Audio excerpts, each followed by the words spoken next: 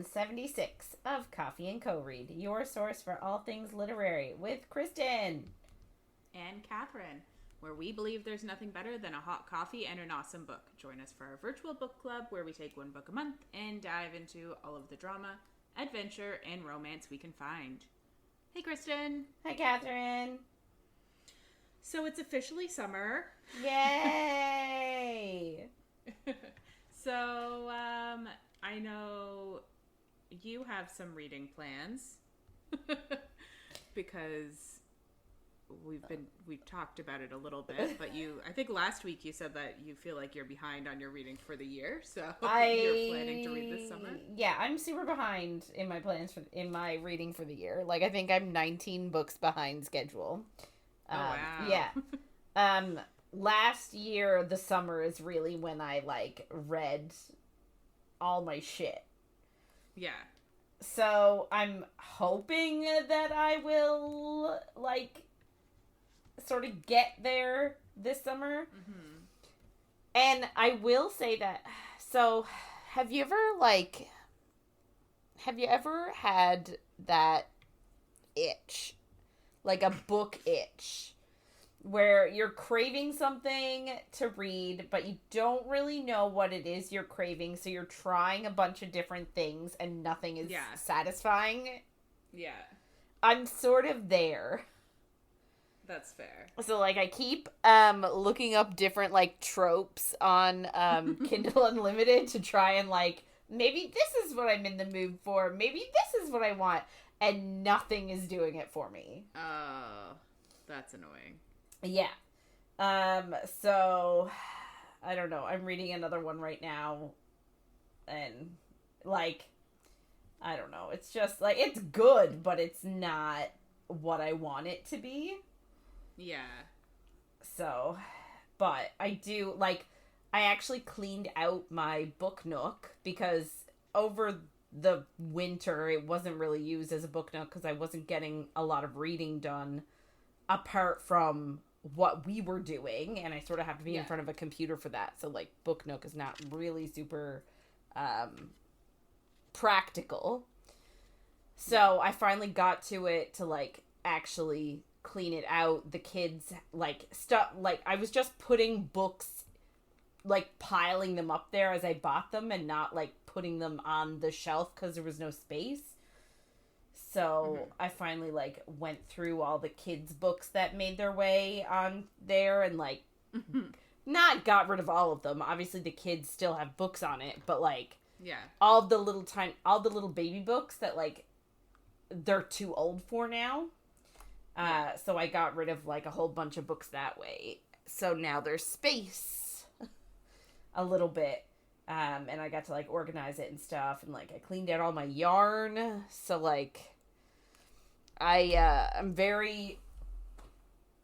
my book nook is organized now, so I'm hoping that it'll encourage me to read some things that I've seen a lot of on TikTok and whatever. I'm seeing a lot of good things about the books that I have in my shelf. I just need to gear up to read them. You know what I'm saying? Yeah, it's hard to get into books sometimes, especially when you're not sure exactly what you're looking for. And I do find that's an issue with the TikToks and the reels and stuff, because they'll show you one scene and you're like, yes, I'm in it for this one scene. Yes. But when is it? Yes. 100%. Yeah. So that's kind of where I find I go with these. Or then the other thing too is, once I read the scene, I'm like, well, now I don't want to read anything else because I don't care about it. I just wanted to get to that scene, and now I'm like, meh. Yeah. Yeah, my thing is that, I buy books thinking that they're going to be really good, and then I don't want to be disappointed, so I just don't pick it up. Fair. Which is problematic. I shouldn't be doing it, but at the same time, I can't really help it. No, I get that. So, anyway, it's fine. Actually, I'm seeing a lot about one that I bought because it was pretty, and apparently it's really good. I think it's called Firebird by Juliet Cross. Okay.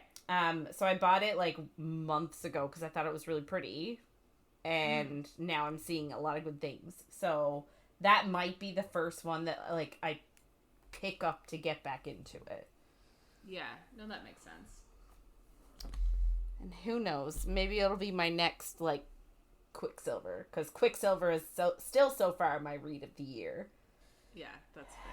So maybe it'll be my next Quicksilver. Who knows? I do love Quicksilver. I know. So good. Anyway, but yeah. What about you? Anything interesting on your bookshelf that you're like excited to get into? Or I know it's a bit different from you because you're still working. And summer's more of my busy time with work than the opposite. But yeah. I just read Psycho Shifters by Jasmine Mass.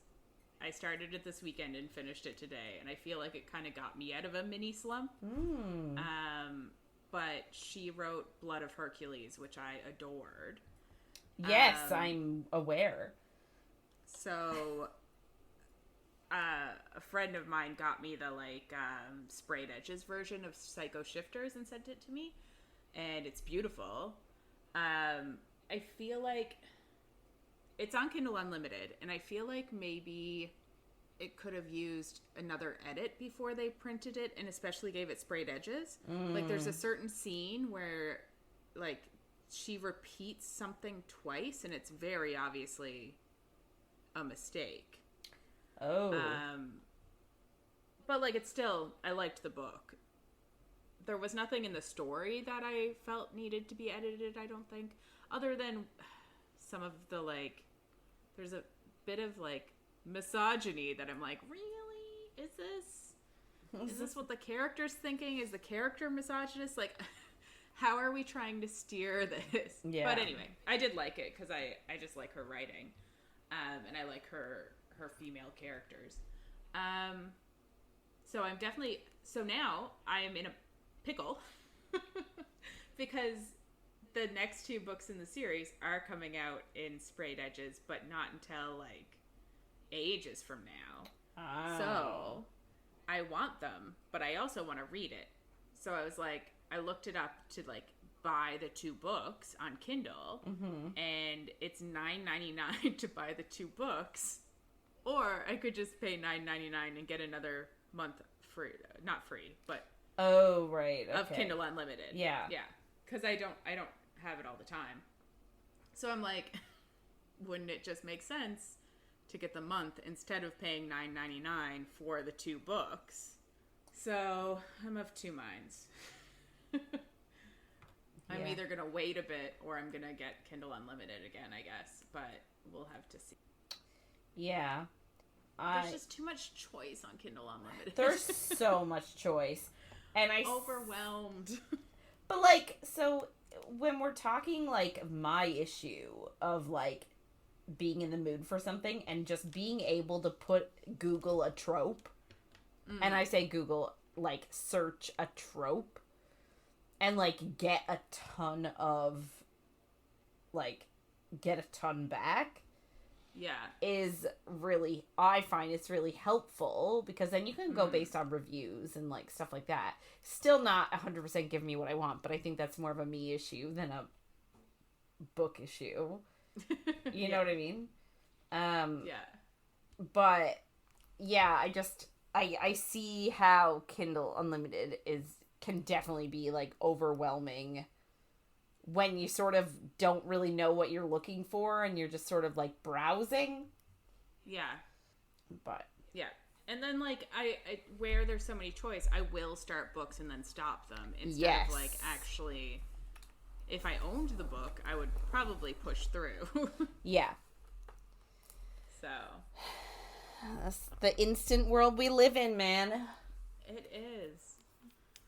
And honestly, so I had Kindle Unlimited, I think, for 3 months because I had a deal and it was like a certain amount. Could get it for 3 months. So I just paid that. And I wanted to read this series, and it was half the reason I got it. So the Psycho Shifter series. And I didn't read it. Even though I had Kindle Unlimited, and that was my plan. For that series, yeah. For that, I just didn't read it. So I'm also like At least if I bought the books, I would read them instead of just finding other shit on Kindle Unlimited.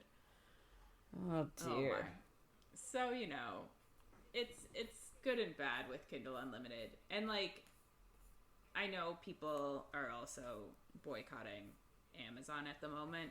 But the good thing about Kindle Unlimited is if you read more than the average person on Kindle Unlimited, they're paying out the authors based on that. So you're actually taking money away from Amazon and giving it to authors if you're reading a fair amount. I don't know how much it is, but it's just something that makes me feel a little bit better for having Kindle Unlimited sometimes.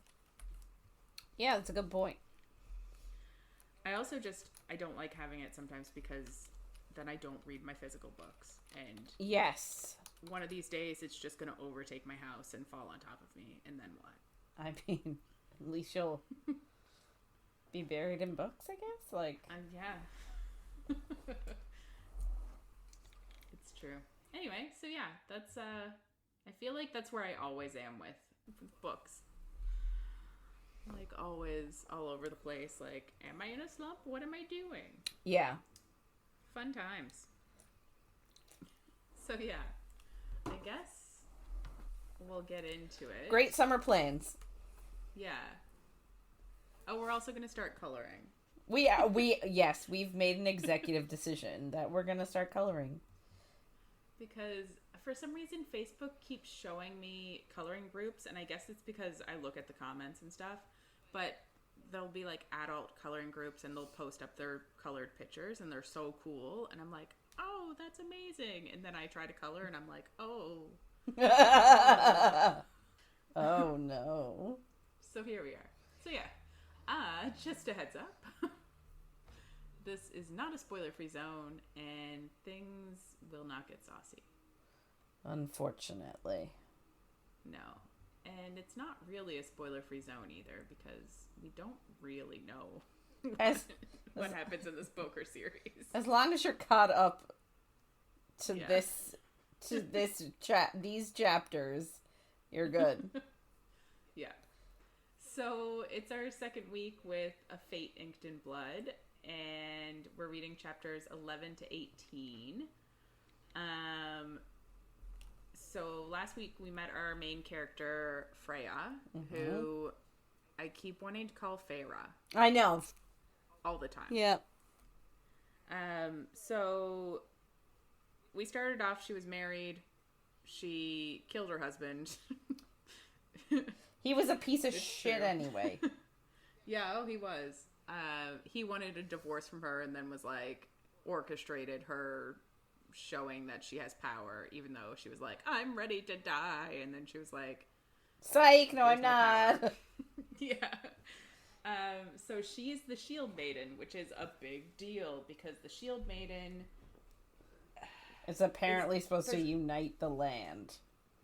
Under one king. We don't actually know the words of the prophecy, and I think that's an issue. Do you?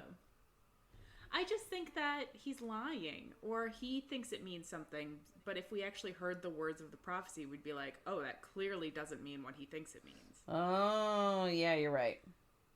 Based on nothing. Nothing. That's just my...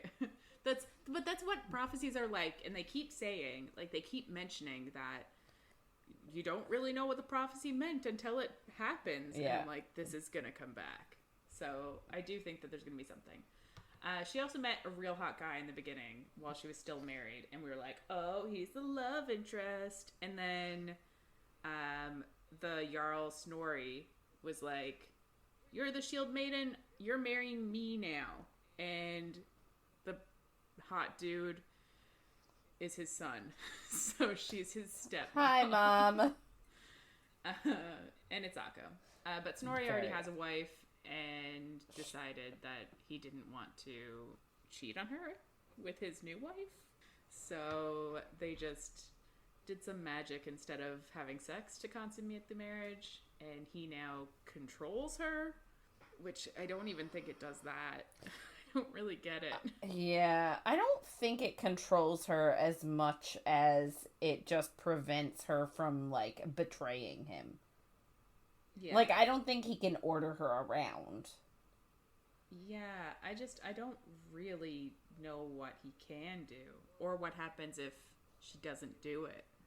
Yeah, that's what these are the questions. These of are our the times. the burning questions that we have to ask ourselves. And then they were just attacked last week, and she's the one that kind of like saved them all because she's brilliant, but she also almost died, and the only reason she lived is because Bjorn. Hottie with a body. Hottie with a body. So this week, oh, and she's also so hot for him. She wants him bad. Why not? And she's obviously not happy about it because she's with his father, even though it's not a real marriage. Yeah, it's a sham. Yeah, but still, she's got to keep up the pretense, or her entire family is gonna suffer. I know. Like they deserve it. What a nice husband. Yeah. So this week we start, and we get that Snorri is actually happy that she is the one that lit the fires. Yeah. Because now the songs are going to be even better when they sing about her, and like kind of felt like this was going to happen. But she was also a bit worried that she'd get in trouble. Yeah, for disobeying. Yeah. Vomit. Yeah.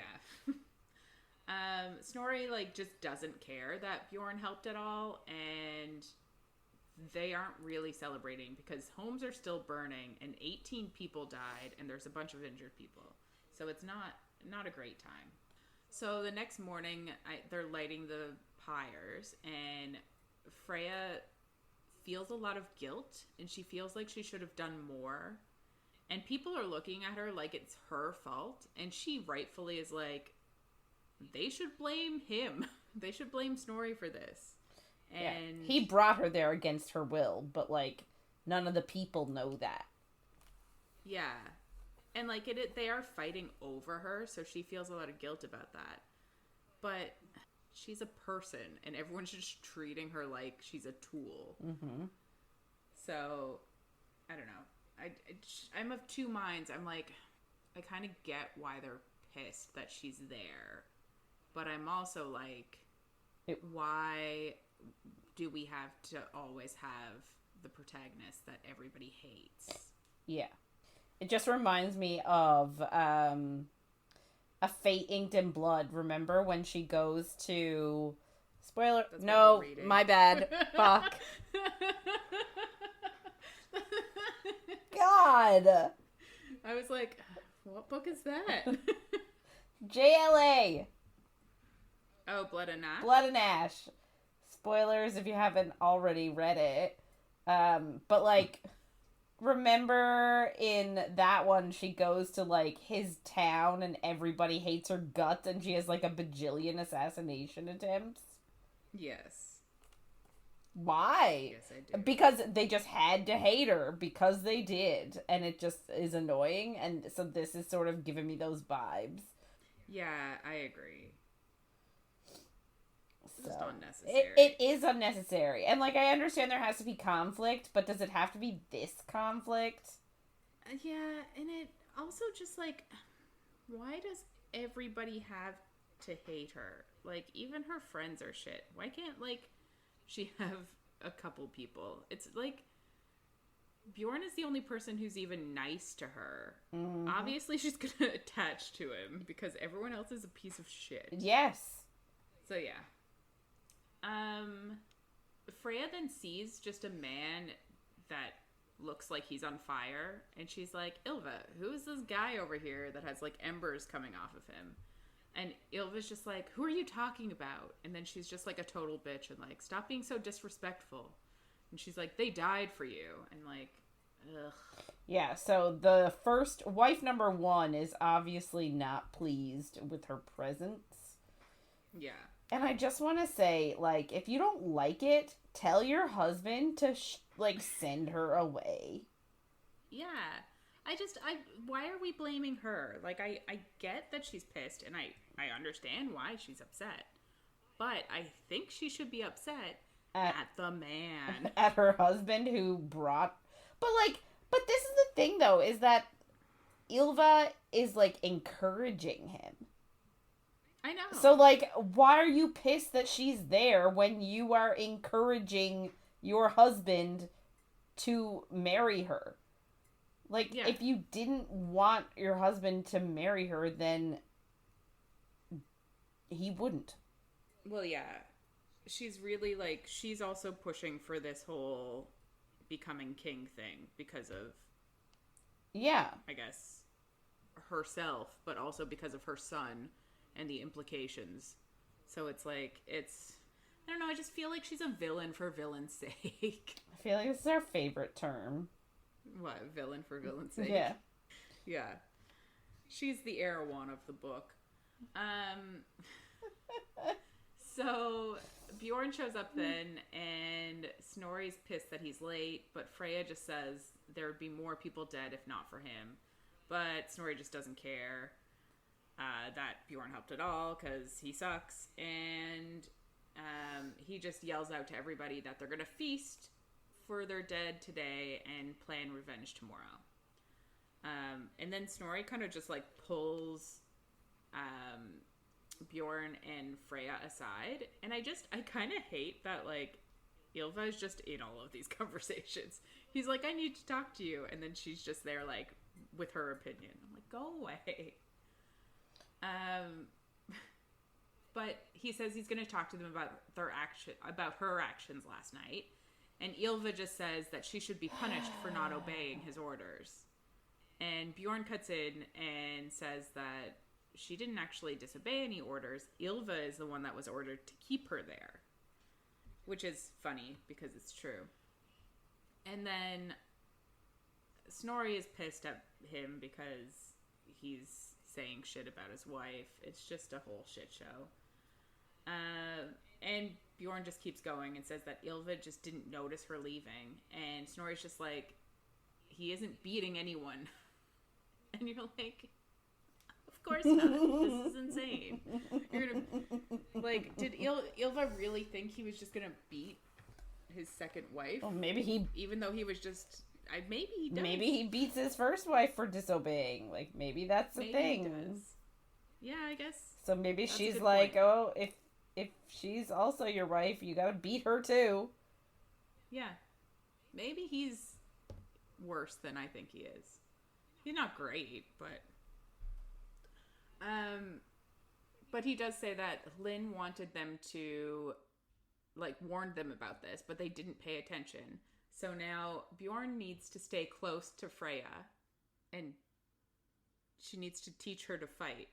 So obviously we're doing the close proximity of them, and it's going to be Akko, because they both obviously have feelings for each other, and it's going to be something. It's slow burn. It was slowest. Bjorn doesn't want to. And I also, can I just say, I find Snorri's reasoning for putting them together is stupid. You mean that he's just like, it's because the gods want it? Yeah. Yeah. He's like, he literally is like, you guys were successful in your endeavor to light the ships on fire. That means the gods favor you guys close together, therefore, son, you're gonna have to be with her 24 hours a day and protect her. But see, that's the other reason why I think that he's just made up this shit about being king. Not made it up. He believes it. I do think that he believes that that's what the foretelling means. I just think he heard the foretelling and was like, this is about me. This is what it means. This is the only option. I just think it's not about him. I think it's going to be about Bjorn. Like, she's going to make him king, maybe. Like, if anyone. Maybe. She's going to kill her second husband. I just feel like, so this whole prophecy about he who controls the shield maiden will be king, I feel like that's some misogynistic bullshit that, yeah, even though this book is sort of like running that way because of the time period and like the historical accuracy it's trying to portray, you know, like old-timey old-timey Buying Nordic wives. Nordic Viking sort of vibes. Yeah. I don't know when they're trying to portray it, but obviously like pre-plumbing and electricity and shit. Yeah. But I feel like because it was written now, like it's written in 2024, 2025, whenever it was published, there's no way that she's gonna make some dude king. You know what I mean? I feel like that is a bad message to send. I feel like it's sort of a misogynistic message to send to today's audiences. So I feel like maybe, like, whoever controls her will be king. It's gonna be her controlling herself, and she's gonna be the queen. Mm-hmm. You know what I mean? Like, I feel like they can't portray the message of Bjorn controlling her and therefore is the king. Yeah. But that's another reason I'm like, did it actually say control? You know what I mean? Yes. Like, is it going to come back that it was actually who has her heart or like something stupid? Yeah. Like, not stupid, but... yeah. Who, like, has her submit or, like, down on her knees. I don't know. I'm thinking submit in a sexy way, not in a, like, not in a slave... Controlling. Not in a slavey way. Yeah. So. Anyway, I feel like something else is going to happen, but I don't think that Snorri is going to become king. Mm-mm. Who knows? And, like, I sort of get, so the biggest issue that we have, at least during this part of the book, the part that we're reading today, the biggest thing is that there are all these threats from all these other, like, villages, like, territories. Yeah. Because they're all like, we don't want Snorri to be king, therefore we're going to take the Shield Maiden. And, like, they're all like, what makes you decide that this prophecy is about you? Why do you get to be the king? And I'm like, fair point, man. Yeah. He just wants it because he wants it. Like, yeah. You know. He's the one that heard it, I guess, and that's why he thinks it's him. But I'm like, that's not a good enough reason. Correct. So, I don't know. There's definitely more to this prophecy than what we've been told. Meets our eyes. Ooh. And also, there's another complete book. We've read, like, after this week, we've read a quarter of the entire series. Yeah. So it's like, yeah, there's gonna be something. There's gotta be more.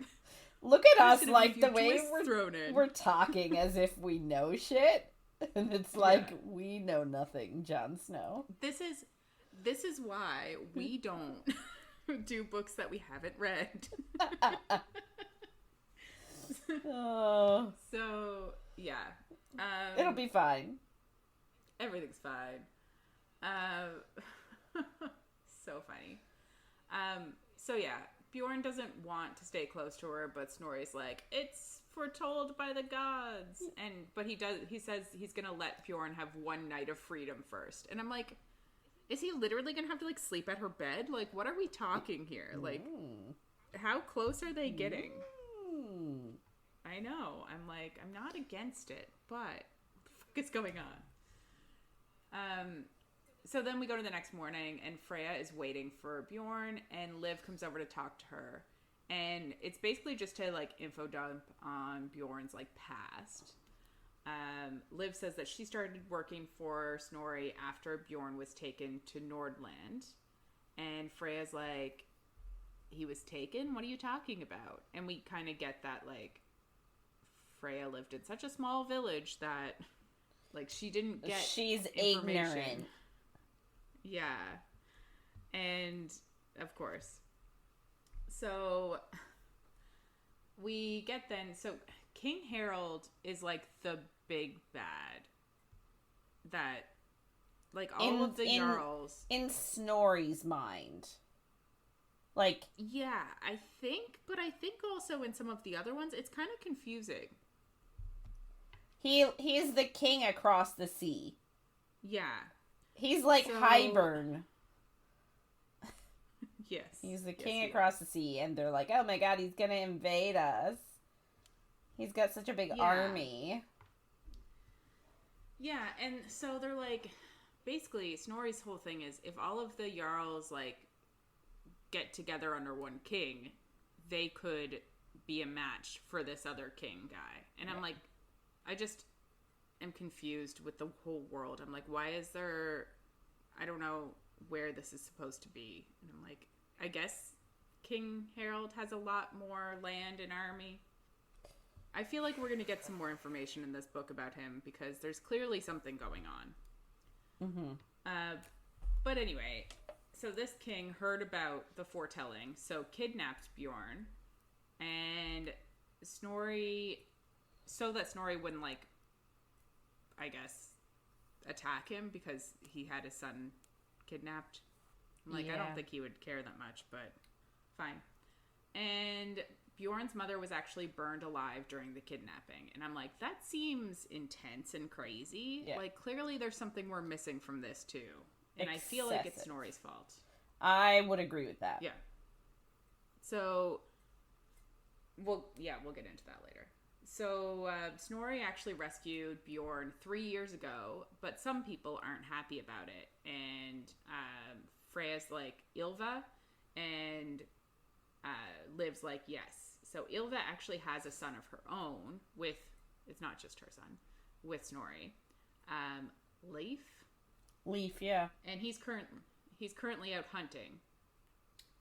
But Bjorn was actually born of infidelity and is the rightful heir because he was born first in his old.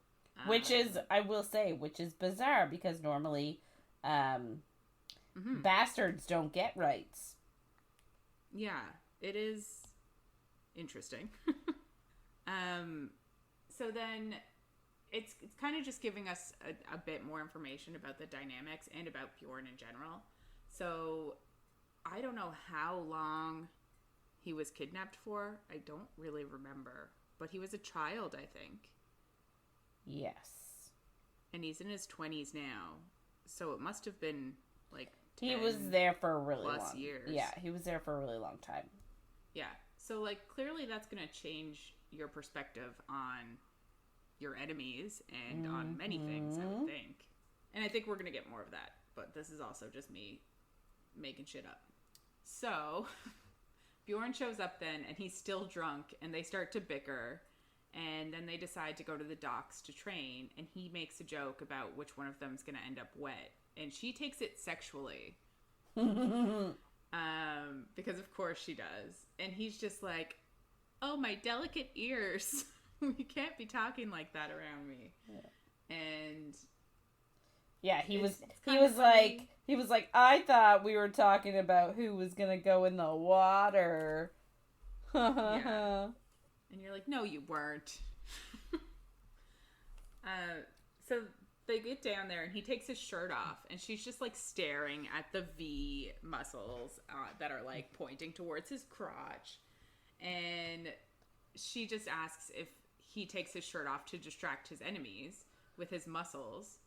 And he's like, no, I fight with my shirt off because he has a fire axe. And he's like, I either take it off before or during the battle. And it's hard to take it off when it is physically on fire. And it's like, oh, yeah, that kind of makes sense.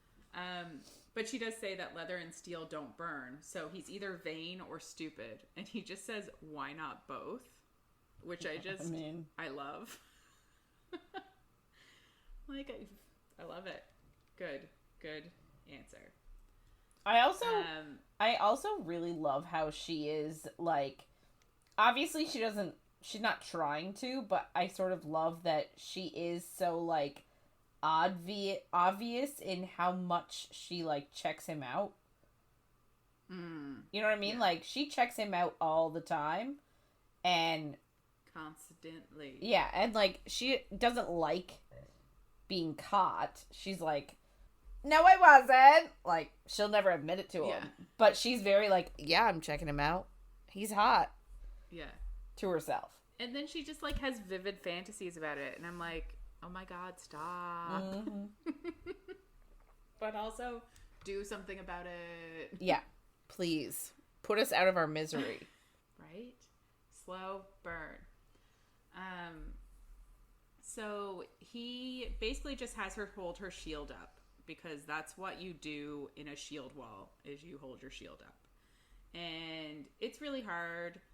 And he just lies back on the dock, and people watch, and children mock her. And I'm just like, maybe we could have done this somewhere else. It just reminds me of A Court of Silver Flames, when Nesta refuses to fight. And I'm like, this is just, it's not necessary. Why are you embarrassing her?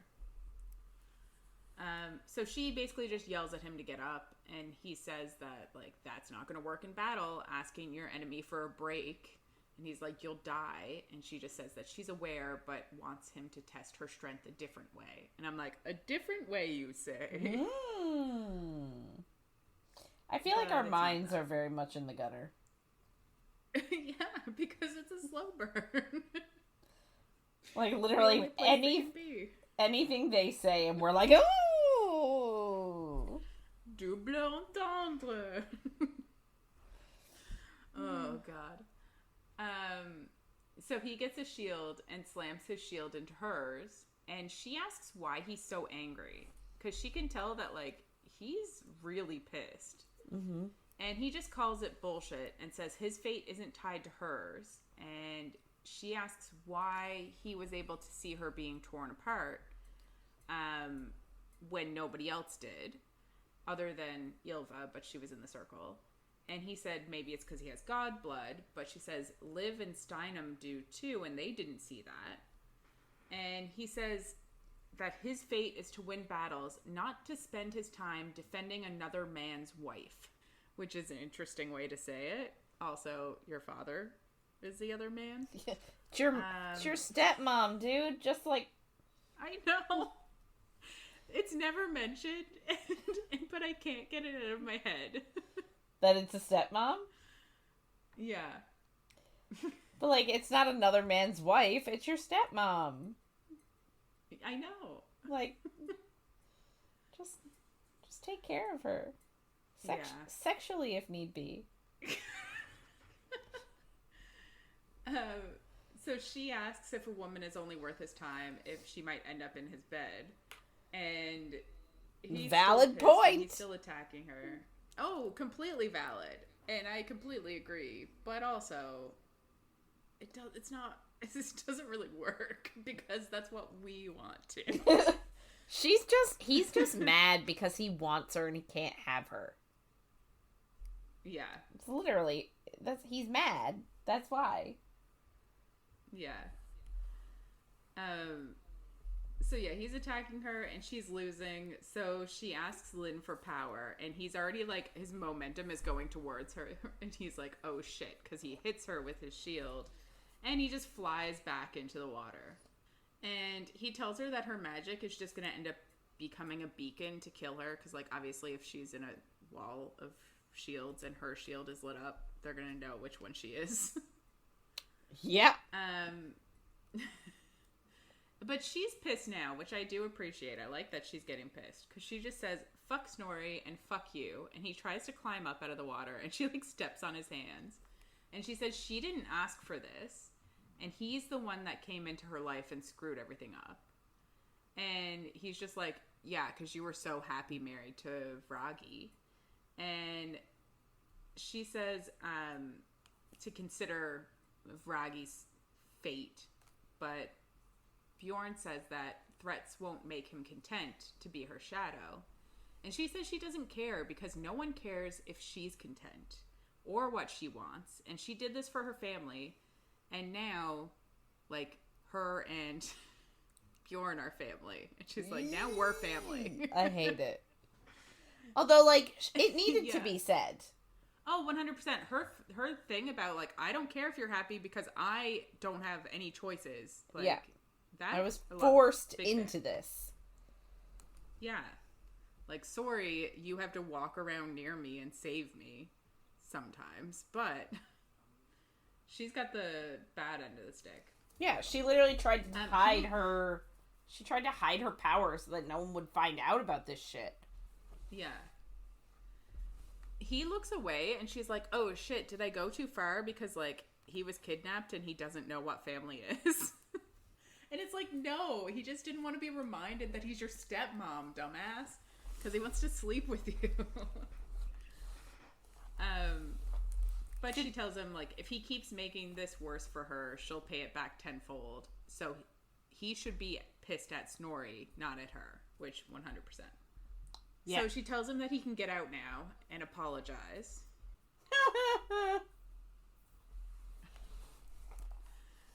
And he grabs the dock, but pulls back his hand in pain and then asks for help. And she reaches down like an idiot because obviously we know what's going to happen. And he just pulls her back into the water, of course. Mm-hmm.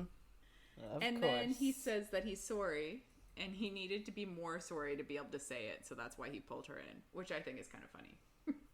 So he pulls himself out, and she just like stares at all of his muscles. And he asks her if Snorri told her anything about how she would make him king, and she says no. And he says that he asked around last night and no one knows anything. And she says Snorri would likely tell him, but he says they aren't close. And she asks if it's because of Nordland, and then asks why he didn't escape. Because, like, obviously he has a weapon with him at all time with his fiery axe. So, like, why didn't he just try to get away? Mm-hmm. But he says that he swore blood oaths when he was taken. So he couldn't.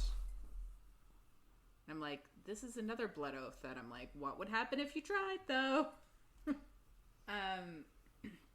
She says that Snorri must care for him because he lost many men and boats, but Bjorn just says that Snorri needed his fire to find the shield maiden, to find her.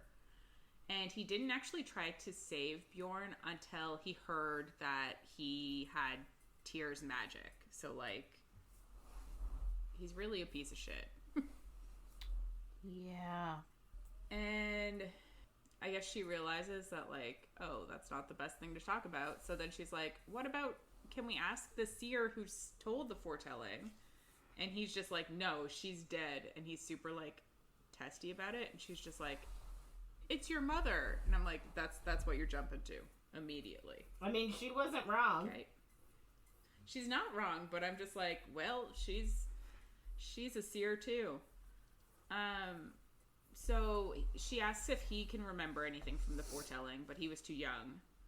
And she kind of tries to dig and ask if she said anything else, like, while he was a child, but he doesn't want to talk about it. He's like, that's why she died. Like, I'm not talking about this. Fair. Yeah. And then Snorri shows up to tell them that his brother is back with news, so they have to get out of the water. So we meet the other son, and it kind of seems like he's a teenager, I guess, is what I'd kind of put him at. Yeah, I think he's like 15 or something. That makes sense, yeah. He immediately just, like, runs over to hug Bjorn, which is just kind of interesting to see the dynamics between everybody, because, like, obviously Ylva hates Bjorn, but her son loves him. So Leif asks Bjorn about the battle, and Bjorn credits Freya, and he looks at her and is just like, congratulations on your marriage to my father. And then he just completely ignores her again, and she's like, oh, good. And then Leif says that they have a spy, but she won't talk. And Ylva's just like, you should have burnt her feet. And Bjorn's like, well, she might not be a spy. Like, how do you know? And they kind of go back and forth a bit, a bicker. And Leif is just like, asks his father how he stands that like this. And it kind of seems like Leif tries to be a bit more of a mediator between them, even though his mom's just a bitch. Then a soldier warrior guy, Ragnar, brings in the spy and takes the bag off of her head, and she looks straight at Freya and then blinks, and then her head falls off. And everyone's just like, what the fuck? And Bjorn just tells them that she was sworn to Harald and a child of Hjonir, which means that she can speak into the mind of the person who has her token. which is just interesting. And Snorri's just like, why they didn't check her for marks. And Leif is just like, I couldn't disrobe an old woman. It's just like,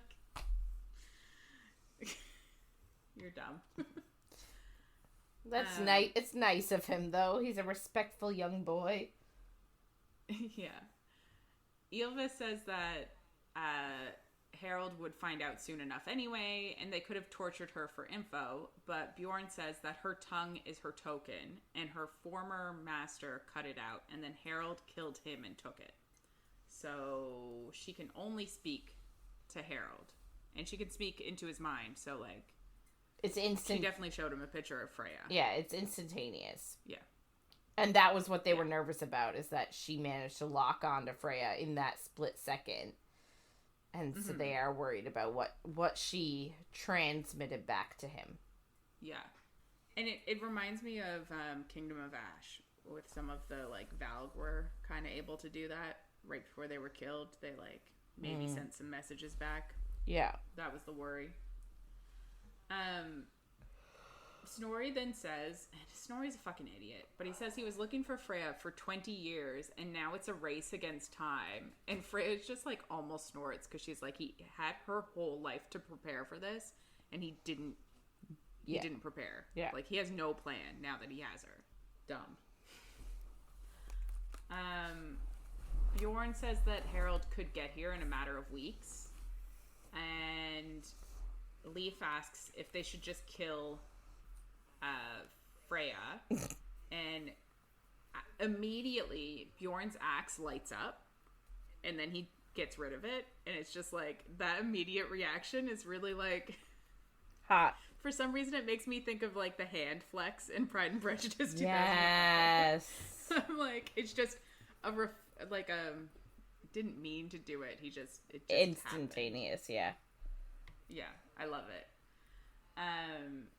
And Leif kind of just talks about how, like, if she, like, yes, she's supposed to unite them and stuff, but, like, all of the people that are coming to fight them because she's there, is it really worth it to become king? And Freya appreciates that he's bringing this up, because she's like, listen, if this were me and I was not me, I would also be bringing this up.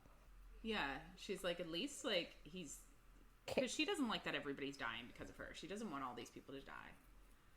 And Ylva then asks why he's thinking that, because she's like, you have so much to gain from her making his father king. But he's like, no, Bjorn does. And he says he's going to fight at his side if he's king or Jarl.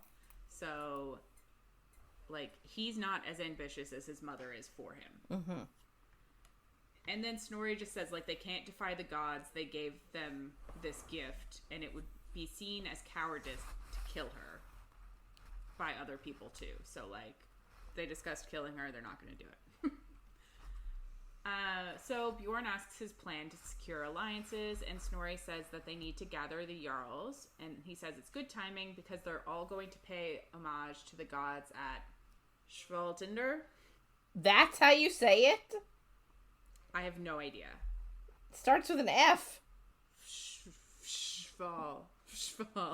Listen, I trust you. I trust you. No, I don't remember it from the audiobook at all, because I read this part when I usually read it when I'm taking notes. I usually only listen on your part. I have no idea how to say it. But it's a temple on top of a mountain, and every 9 years people gather there, so, like, all of the other Jarls are likely on their way there. Snorri then tells Leif that he's going to stay behind and be the lord here, and to call to their people to prepare to fight. And Leif is just like, they're going to be angry that you're expecting to be attacked. But Snorri just tells him to remind them that they are favored by the gods, or to tell them that they'll be rewarded if they fight. And then he tells Freya that she has to share a horse with Bjorn. And we're like, of course she does. So they literally just, like, pack up their shit and get on their horses and go. Bjorn pulls her up behind him, and she's like, you're wearing chainmail. I thought you only fought shirtless. And he's like, yeah, but I like to talk and you're sitting behind me, so I don't want you to stab me. So I'm wearing this protection. Valid. Funny. As they leave, she sees the hooded figure again, and she's just like, can you see this guy? And he's just like, no. So they stop, and Snorri's just like, what's going on? Why are you stopping? And he's like immediately pissed and super annoying. But she explains that there's a guy that she can see that no one else can see, and it's a specter. So he's like, try to talk to it. So she goes over, and it tells her that she needs to sacrifice on the mount the first night of the full moon, or else her thread will be cut short, and the future that was foreseen will be unwoven. And she asks why, and the specter says she must earn her fate, and then it just explodes into a bunch of embers. And then she just tells everyone else what it said. So Snorri is just like immediately excited, and he's like, it's a test. Amazing. But yeah, he's like the gods are watching. Yeah, they want to test you. And she's just like wishing that she ran when she had the chance, because she's like, what? Like, she doesn't want to be there, basically. And Snorri then says if she ruins his future, she better be dead or his wrath is going to burn like wildfire. And you're like, well, isn't that what that means? That her thread will be cut short? Yeah. I guess she's going to die either, like, unless she does this. Yeah. Yeah. So, you know. And then, for some reason, Bjorn pulls her in front of him from behind him. Because she was going to ride behind him, and then he just pulls her in front of him so that he can hold her. Mm-hmm. I don't know. I thought she got off the horse to go talk to the specter. Yeah. But he does make a point of, like, in the beginning, he was like, you're riding behind me. And now he's like, now you're in front of me. Is it to protect her? Maybe. It does seem very, like it could be. Or is it more of a... I'm also like, are you guys being... cute? Like, you want to hold her between your thighs, sort of a thing. Yeah. But also, how is it not obvious to everyone? I don't know. Because it seems kind of obvious. Anyway. But, like, low-key, do you think... Okay, so Snorri, obviously, yes, that's his wife right now. But, like... Yeah. Low-key, if he found out that they were, like, having sex... Banging. Like, he's not having sex with her. Do you think he would mind? Like, he only wants her to be king. I guess it's disrespectful if other people see it. Right. But, like, if they just do it sneaky. Yeah, if only he knew. But how are they going to make sure? I guess. I don't know. It's a slippery slope. Yeah, I guess. Yeah. And they're not sure. Maybe he will lose his shit. Because she's his property. That's the other thing. Like... I don't know. But he tells her he thinks that this could be a warning and that the mountain is sacred ground and weapons aren't allowed there. So, like, it might actually be to protect her being inside those wards is what I'm going to call them. And basically they're going to have to go travel for a day, set up a camp out in the open, and then travel another day. And she's like, ugh, being out in the open isn't ideal. So that night they make camp, and Freya goes to help out, and she's like setting up a fire, and she tries to light the flint, but her hand is stiff. And Bjorn comes over, and he uses his axe to light it. And then Steinunn comes over and asks about the specter and how she felt. And it feels super invasive, and she doesn't really want to answer the questions. But Steinunn basically tells her, like, this is how her magic works. And Freya says she barely knows her. And Steinunn says she doesn't really talk much about herself. And Freya kind of realizes that, like, yeah, because most people want to tell her their stories so that they'll get into songs. So, like, she's just being used as a tool, too. And she kind of feels bad for her. So they do talk a little bit, and Steinunn tells her that she worked for the Jarl of her village, I guess, when she was 14 and got her powers. And then she's moved around as other Jarls paid for her. And Freya just asks if she's had any choices, and she said she was mostly well compensated, and her liberties have grown. And there's kind of like a flash in her eyes. And there was one last week, too, when she talked about where she came from. So we're like, there's clearly a story here that, like, she was treated poorly by someone, I think. Yeah. But I'm sure we'll get it at some point. She's essentially owned, but she's paid well for it, so she's doesn't hate it, I guess. She's making the best of a bad situation, is what I'm gonna say.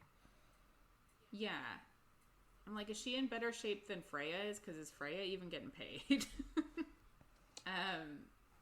So Steinem sings for Freya about the attack by, I think it's actually Gnut in the audiobook, which is interesting. So, don't know why. But Freya basically sees, like, the battle play out, and it's, like, magical. So, like, when she's seeing, you can actually see it from the perspective of the person she got the story from, or from her perspective, depending on the song. It's pretty cool. That is pretty cool.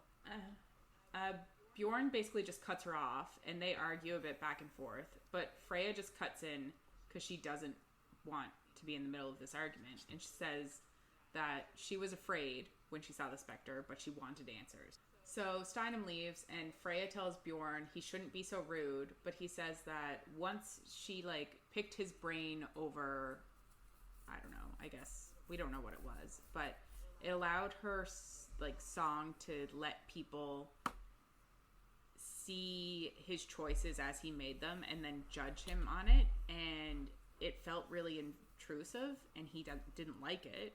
So now he feels like the only thing he can do is be rude to her, or she won't leave him alone. Which is like, this seems like there should be other options, but okay. So she asks about his axe, and if it's always been an axe for him, and he says yes, but others in the past have had swords and daggers, and he asks about her magic. And she says it takes shape of the shield she is holding. So he gives her a pot and asks her if that would, like, work.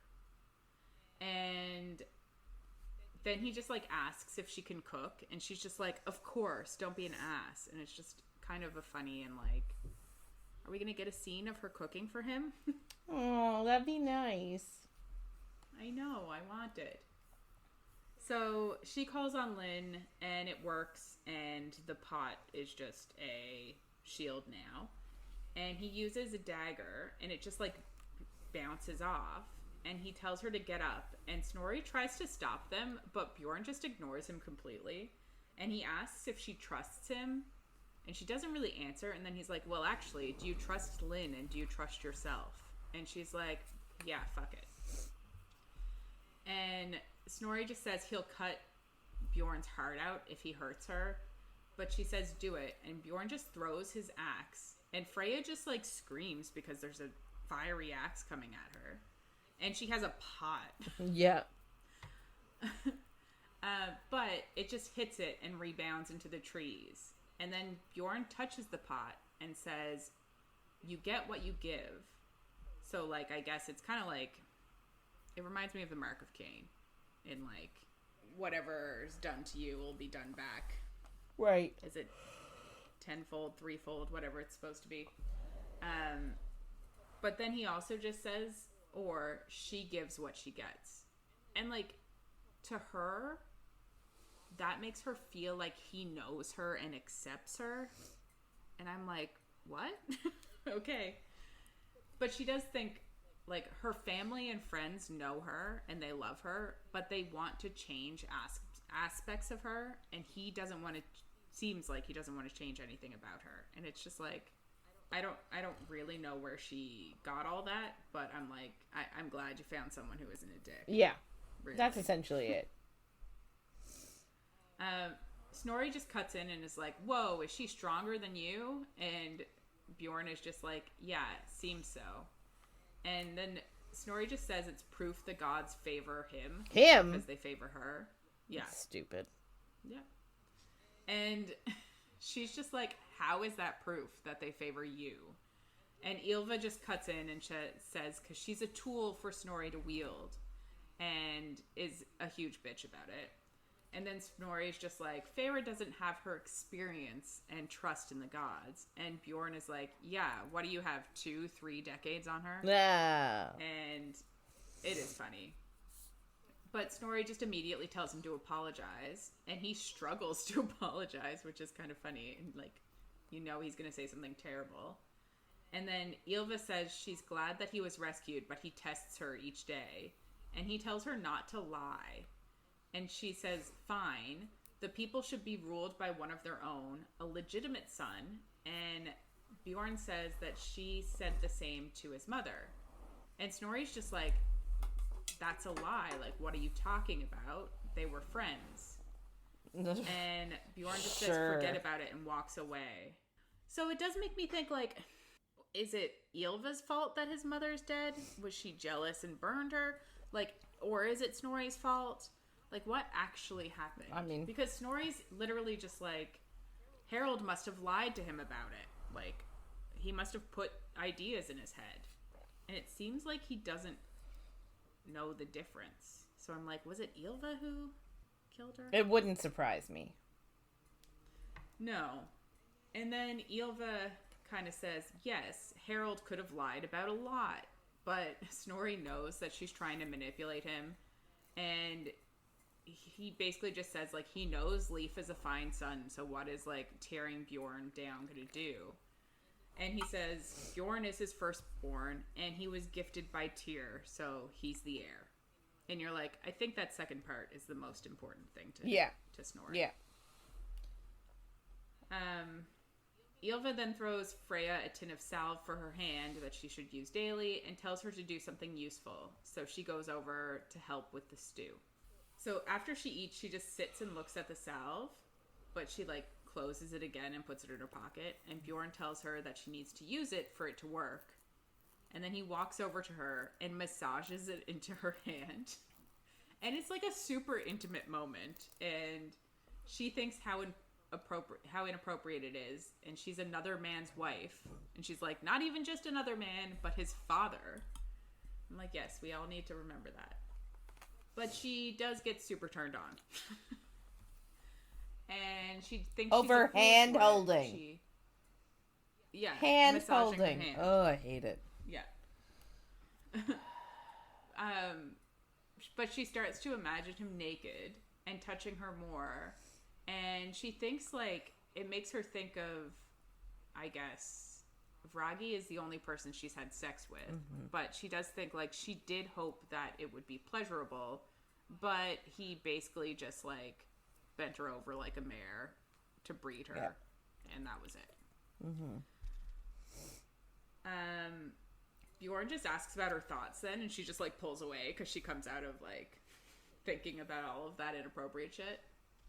And she thanks him, and he apologizes to her for making the argument about himself when she was looking for answers from his father. And he just says he doesn't think his father knows himself how she'll be able to, like, help. So, like, he probably wouldn't have said anything. They lie down to sleep, and it's super quiet, but then a guard just, like, gets an axe in the head and falls down, and then a bunch of warriors appear. And they just say, kill the shield maiden, and kill all the women. And, like, a thrall, which I think we talked about them last week, but are they always women? I'm not sure. But it's like a servant. Yeah. But I don't... All of them here seem to be women, and they're just, like, helping with the cooking and cleaning and stuff. Yeah. So, yeah, a thrall starts to run and just is immediately killed. And then Freya grabs her sword and her shield, and she calls for Lynn.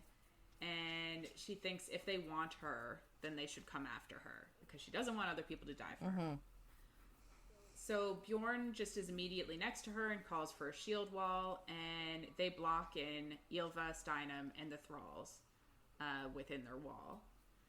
And her magic pours out and covers Bjorn's shield and then all of the other shields. And I'm like, this is good because it's not obvious where she is. Well, and it makes her more powerful too, because she was last week questioning and being like, how is protecting myself make me valuable? Like, all my magic can do is protect myself. Yeah. And it's like, no, bitch.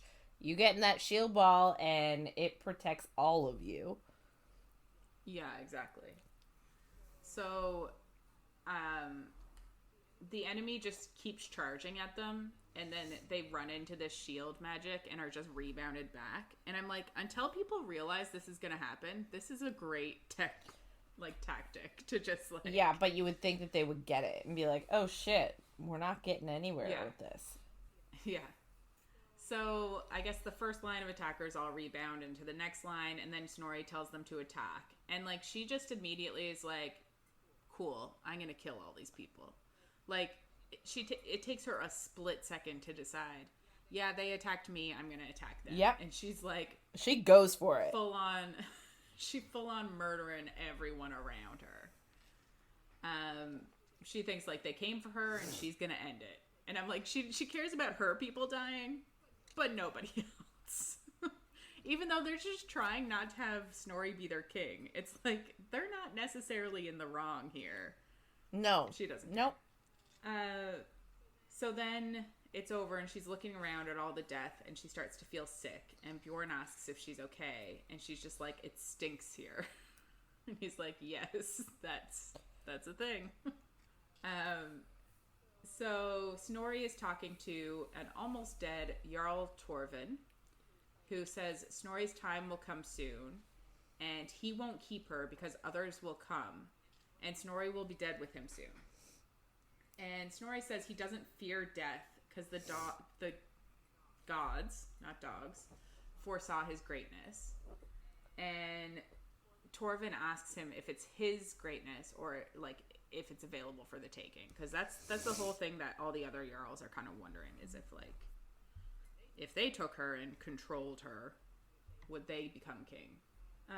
So Snorri like smashes him in the face with the back of his axe, and then he's like, get the horses ready, we're leaving tonight. And Torvin just like dies. I do find it wild how many people are dying. It's just like willy-nilly. They don't make a big deal out of it. No, not really. So we get that, I guess, the army cut all of the horses loose, and Bjorn is just like, a third of our people that came out here are dead, and he says that they should go back. But Snorri says, like, she needs to get to the mountain. And Bjorn says they can't go ahead and be killed because the pathway is such that, like, they'll be ambushed and it's a disaster. Yeah, they fully expect... Snorri says that there's... Yeah, they just fully expect that there'll be other Jarls along the path to the mountain waiting to, like, kill her. Mm-hmm. But Snorri says then that there's another route, but Bjorn is like, no, it's madness. And Freya's like... And they talk about it a little bit, and she's like, what are you talking about? But Bjorn tells her that it's stairs and tunnels inside of the mountain, and it's full of Draug, which are the undead. And Snorri says, allegedly, but Bjorn is just like, no one's ever lived to tell if they're there or not, because they all die. So, like, it's not a great sign. And animals won't even go there because they're so afraid of the place. So it's like, there's something going on. Mm-hmm. So Bjorn and Snorri argue about it, but Snorri says that they don't have a choice. And then he asks if Bjorn fears her death or his own, and asks if he's his son or a coward because he can't be both. He's just a piece of shit. Rude. Yeah. So Freya just cuts in and says, like, she can't condemn anyone to become a Draug.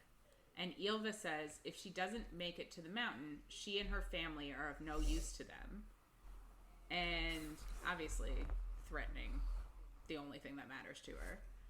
And Freya tells her there will be a reckoning for this. And Ylva's just like, that's not on you to decide. But Freya offers to go alone, but nobody's happy with it because Ylva wants Bjorn to die so that her son is heir, and Snorri wants her to make it because he thinks this is all a test. And Bjorn, she's not sure why he's so adamant that she not go alone. Of course. Of course. But Bjorn whistles to his horse, who just, like, runs back to him.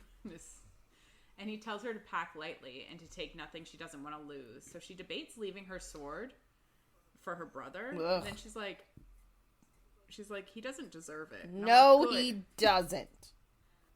But she does say she wants her own horse. Like, fair. So Bjorn, Freya, Steinem, and one of Snorri's men are on their way to this pathway. And Steinem was just sent to see what happens, which Freya thinks is dumb because she's like, I can just tell you what happened. Yeah. Why do you have to put yourself in danger? They have to avoid a lot of bones on the path, and Steinem just asks if it was wolves, and then Bjorn snorts and then says that they must decorate because there are bones just, like, strung up like wind chimes. But we're like, can you so it's clearly also imagine a zombie doing that? Like, I'm just gonna decorate. Yeah. And, like, using their, like, deady, numb fingers to, like, tie little, like, knots in string to make little wind chimes. But I also don't really get it, because don't the zombies have their bones in them? So whose bones are they using for this? I'm assuming the people they ate. Yeah, but they become drog then, too. I'm sure they eat some of them until they're bony. Yeah. But it also made me think that maybe this is like a human thing. Like, maybe there are going to be humans inside. Maybe it's not going to be the dead. Because they decorated. To scare people away. So the horses refuse to go any further, so they stop, and the man with them, like, goes to take the horses, but Bjorn tells him to wait an hour, since Freya deserves to see the path before she decides what she's going to do. So they hike up, and they make it to the path, and Steinem promises to vouch that this is ridiculous, but Bjorn is just like, it's Freya's choice. And Freya kind of thinks, like, there is no good choice for her. Like, if she doesn't get to the mountain, her thread will be cut short. And if she goes back, Snorri and Ylva are going to kill her entire family and herself. So it's like, what is she going to do? So she asks Bjorn what Snorri will do to him if they don't do it. And he's just like, don't worry about me. That part doesn't matter. And he's like, I'd go to get drunk right now with you and we can worry about it later. But she's just like, no, we better do this. So Bjorn tells Steinem that she's not coming, but, like, obviously Snorri ordered her to, but Bjorn says that she'll be killed and that will be useless. And Freya promises to tell her about it and says that Bjorn will too, but he's just like, no, I'll cut my tongue out first before I tell her anything. So Steinem agrees and says she looks forward to hearing Freya's tale. And Bjorn says she can get back to the guy that has the horse if she hurries.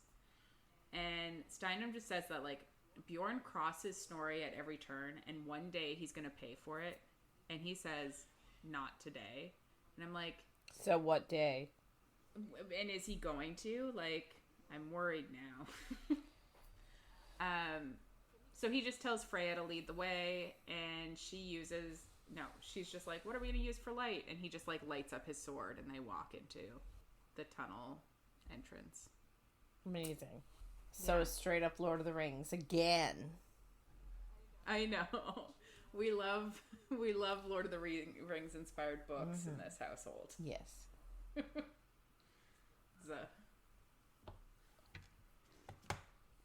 So they enter the cave, and Bjorn warns Freya to, like, watch what she tells Steinem, since she's definitely a spy because she's always lurking in corners. So he's like, oh, she's definitely Snorri's spy. But she just feels bad for her because she feels like she's been, like, hasn't had any choices and blah, blah, blah. So she asks, like, how did the Drog end up in this cave? And Bjorn tells her that there's a legend of a Jarl that coveted the wealth of Fjaltender. And he wanted to take that wealth. So he had trusted warriors come for the ritual on the mountain. And in the celebration that followed, they stole a bunch of gold and silver that had been left as offerings on the altar. And then they ran. And I'm guessing they used the passage that these guys are about to use, like, to help them escape. So one by one, they were struck down and cursed to guard the tunnels. And even the treasure is still littered about the tunnels. Like, they never made it out. But if anyone grabs it, the treasure, they also become cursed. Mm-hmm. So, essentially, don't touch the treasure. Yeah, one rule. So Freya asks, like, if he can still summon his axe in here, because technically once they get on the mountain, you're not supposed to really be using weapons. And he says he wouldn't even attempt it. Yeah. And I'm like, wasn't he just saying that's what they're going to use for light? Yeah, I know. I don't really get it. Like, what is he not attempting and why? Yeah. So Freya also thinks that, like, she doesn't really want to attempt her magic either. I guess they're worried of, like, what could happen if they did use their magic and weapons weren't allowed and they used weapons anyway. Like, what would happen to them? Yeah. It's like this mountain is Switzerland for them. Yeah. Because, you know, they're all, like, getting together for this big, not a holiday, but whatever it is. Yeah. And they're all meeting at, like, a neutral place. So it's like Switzerland. Okay, so they keep climbing, and Freya keeps thinking that she hears footsteps and whispers. And, like, she tells Bjorn, she's like, oh my god, did you hear that? And he's trying to reassure her, like, don't worry, it could just be your imagination, or maybe it's not even the drug. Maybe it's like an animal or a marauder or something that's manageable. Yeah. And, like, the space gets super tight. They're in a tunnel under the mountain, so it gets super tight for Bjorn, and he, like, struggles and stumbles, and he causes a golden cup to go bouncing down the steps. And it's just one of those, like, the Mines of Moria moment. Yeah. Where, 100%. like, and I'm really sorry, I feel like we've been making a lot of Lord of the Rings references for the past couple of months. I don't think it's us. It's not just us, it's also the books. Like, yeah, it's not our fault. Anyway, if you watch the movie, I would say more so than the book. The first Lord of the Rings book, they go into the Mines of Moria. It's near the end-ish. It's on the ending-ish side. Like, more than halfway through.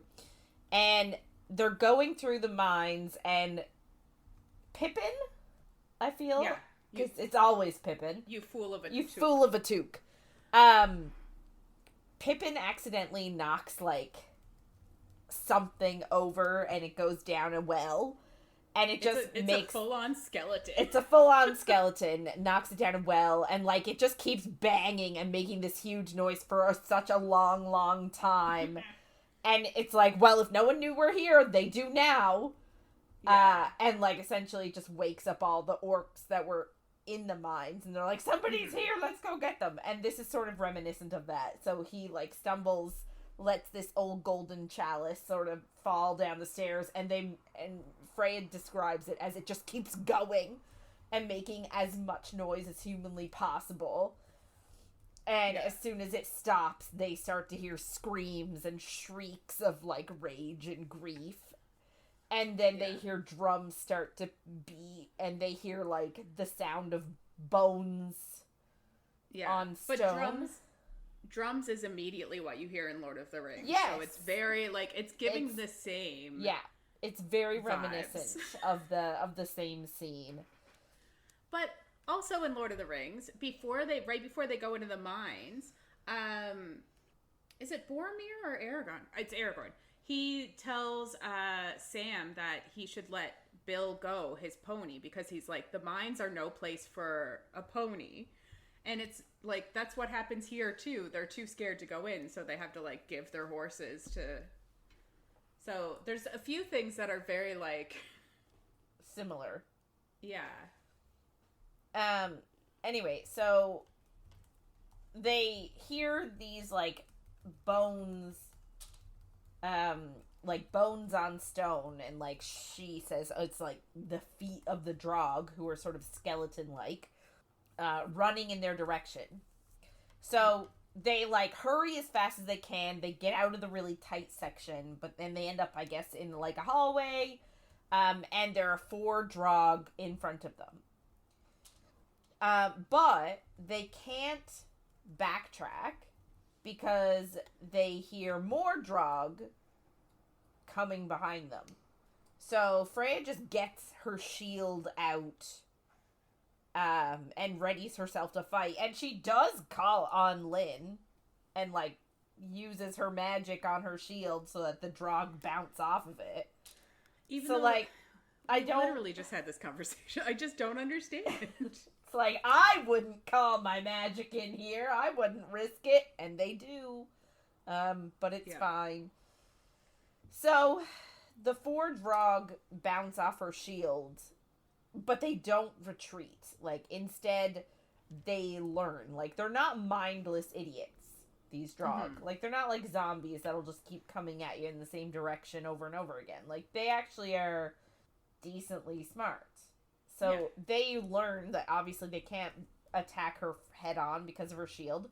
So they start surrounding and pacing and like trying to figure out what they're going to do. Mm-hmm. Behind her, I guess her and Bjorn are back to back, and he is battling the Drog from the stairway.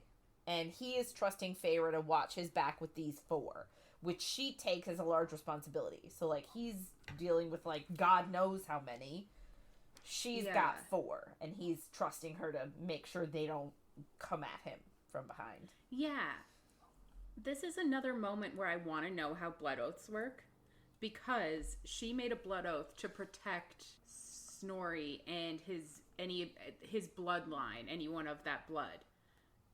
You know what I mean? But does it say that? Like, what does the oath actually say to protect his blood? Because I don't think it says... Those of this blood. Because he gives his blood, right? Right. But I do kind of want to find it, because it was like...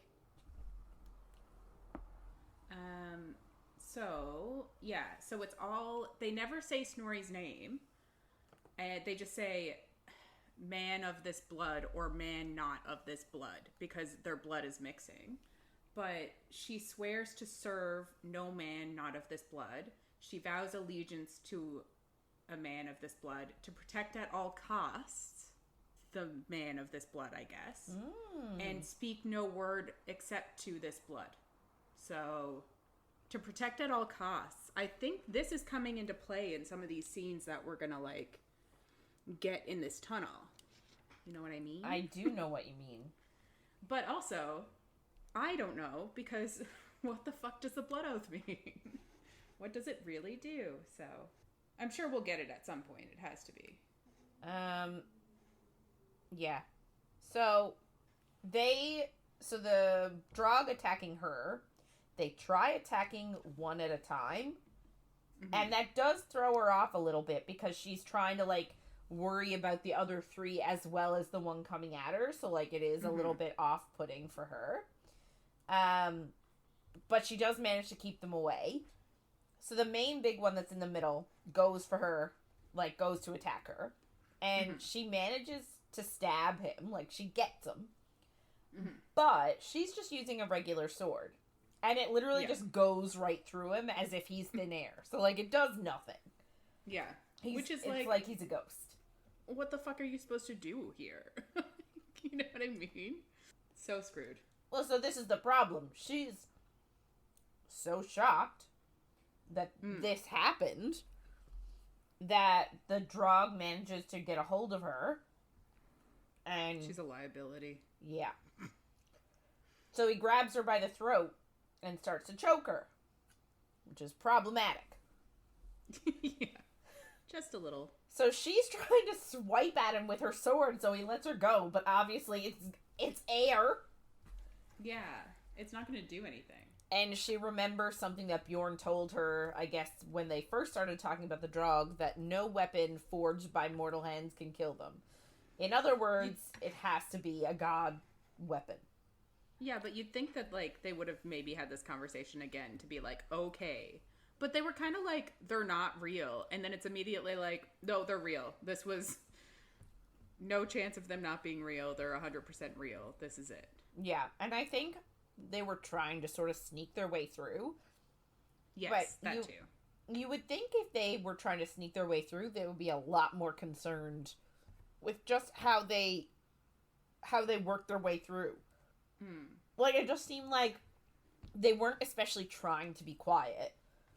Yeah. But they also weren't on the lookout for Draug either, you know what I'm saying? It was like, let's just walk normally through this mountainous cavern. It'll be fine. Yeah. So she starts punching him in the face so that he would let go of her. But he doesn't do that either. Who you were talking about. I was like, she's punching Bjorn in the face? No. She's punching this weird Draug. And I'm like, how is she making connections? How is she connecting to his face? If a no mortal weapon can kill him, she's punching him in the face. She's a mortal weapon. Her hands are mortal. Her fists are mortal weapons, I guess. Is she? I don't know. She's more mortal than God, I would expect. Yeah, I don't know. But yet, the punches to his face are connecting. Yeah. But he still doesn't let go. Of course. She is keeping a hold of her shield with one hand so that it doesn't expose Bjorn's back. So, like, she's still worried, even though she's slowly dying from air loss. She's still concerned that, like, one of the other three will come around and go for Bjorn. So she's still holding her shield out so that, to protect him. And she doesn't use it to strike at them. And I'm thinking, like, theoretically, could she not turn it on its side and, like, we've seen swords decapitate people. Like, could she you mean not... shields? Yes. Shields. Yeah. We've seen I'm shields decapitate. I'm thinking of a movie now. I know, me too. It's totally a movie where a guy throws a shield, decapitates someone. It's absolutely a movie, but I don't remember what it is. It's but, not like, Lord of the Rings, is it? No, I know in Lord of the Rings, Aragorn gets stuck behind a shield, and then they're shooting arrows at him. But I don't. That's not what's in my head right now. No, I can't find it. I'm just thinking of how funny your search history is. That's true. Yep. Anyway, so like, she's not using the shield to, like, injure them in any way. She just really doesn't want him to get stabbed. But then Bjorn turns and uses his god weapon, his axe, and kills the guy holding her throat and just the other couple that are there. And then they're alone in the tunnel again. And she just says sorry?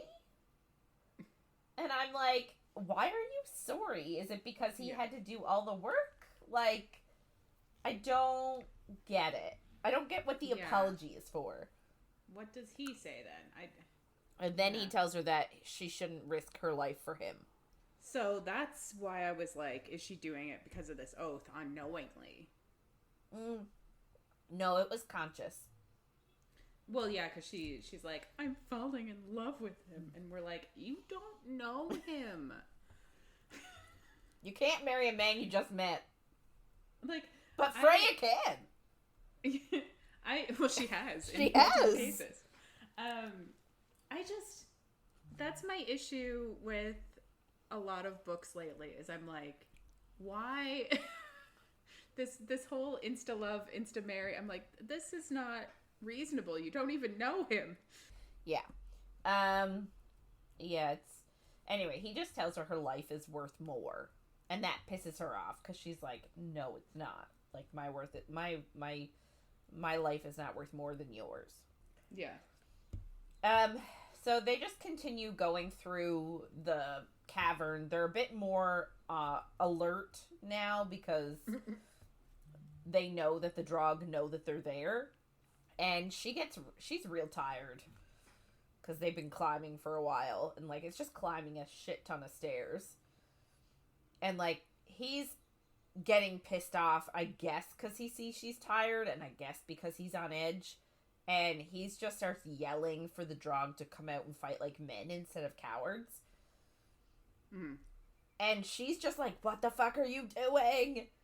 And he's like, oh, I have a plan, don't worry. And Freya's like, can we try and get to the top without another fight? And she just calls she calls him an idiot and a fool. And I'm like, well, amen, man. And, like, he has a plan, but it's like... It's not a great one.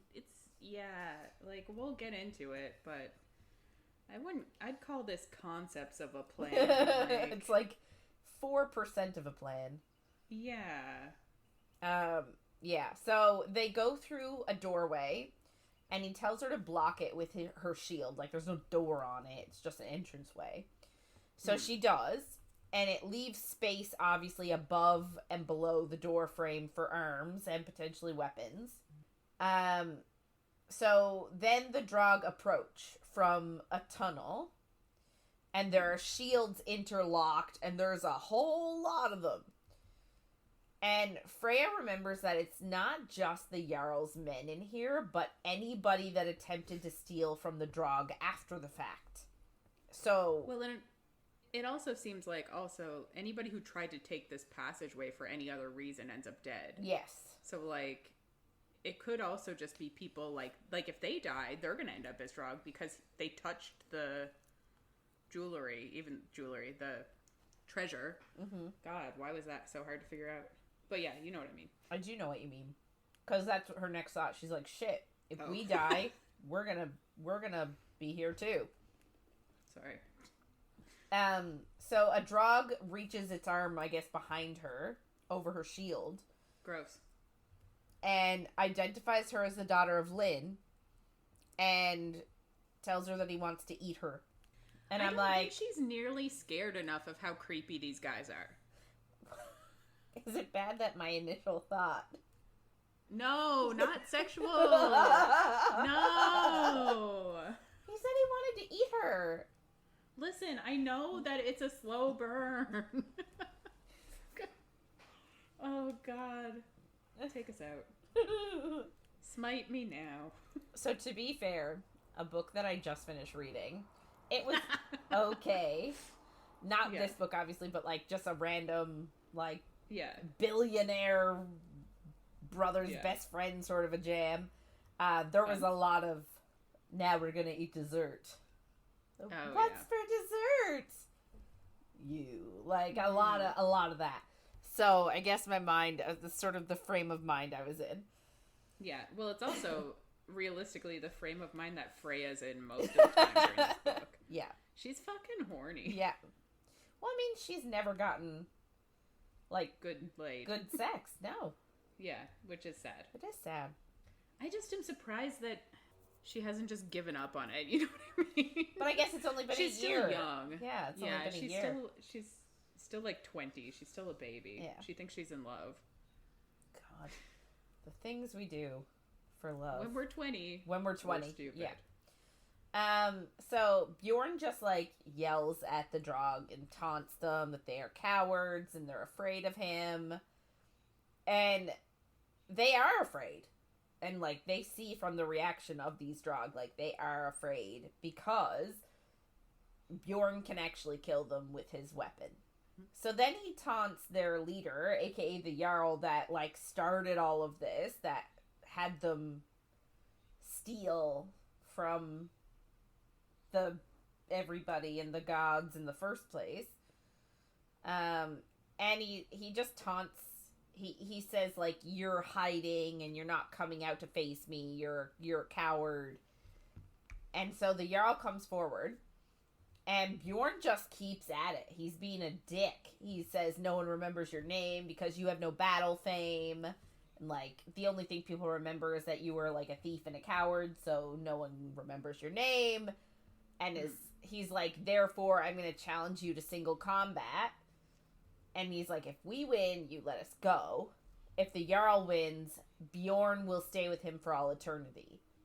Which, like, at this point in time, there are so many of them that it's like... They're not getting It's a no-brainer. Yeah.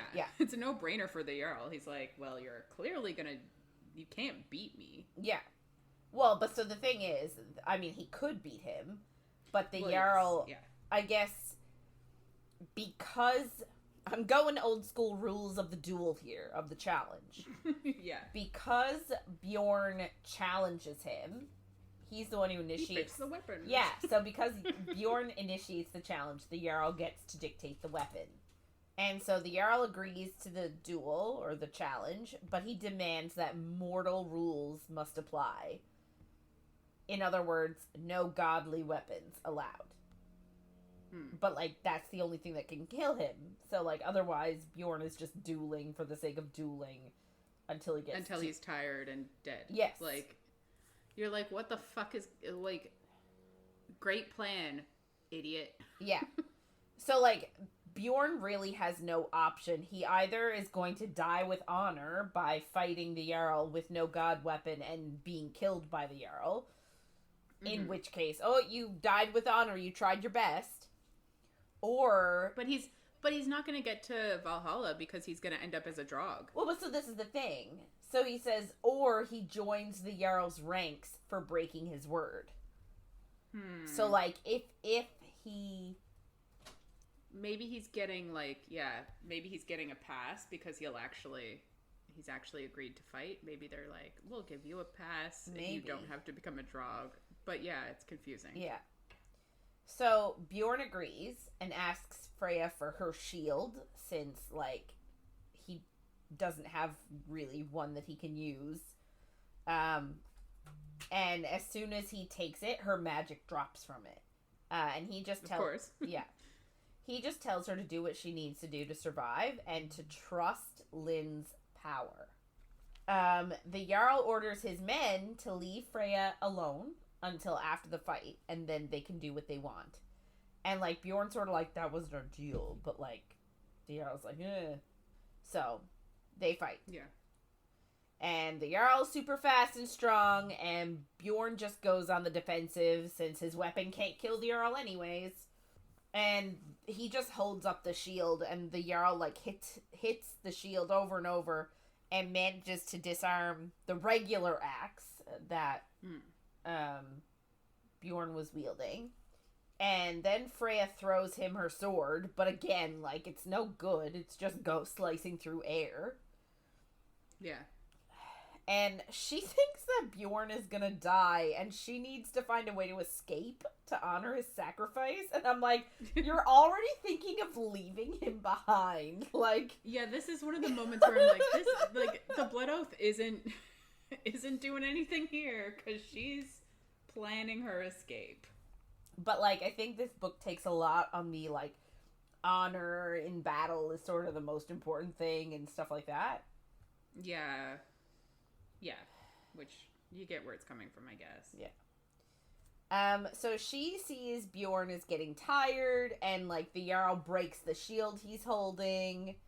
And his magic axe is near Freya's feet. And she thinks maybe she should pick it up again and end the fight and, like, throw the axe at the Jarl, like she did with her skeezy husband.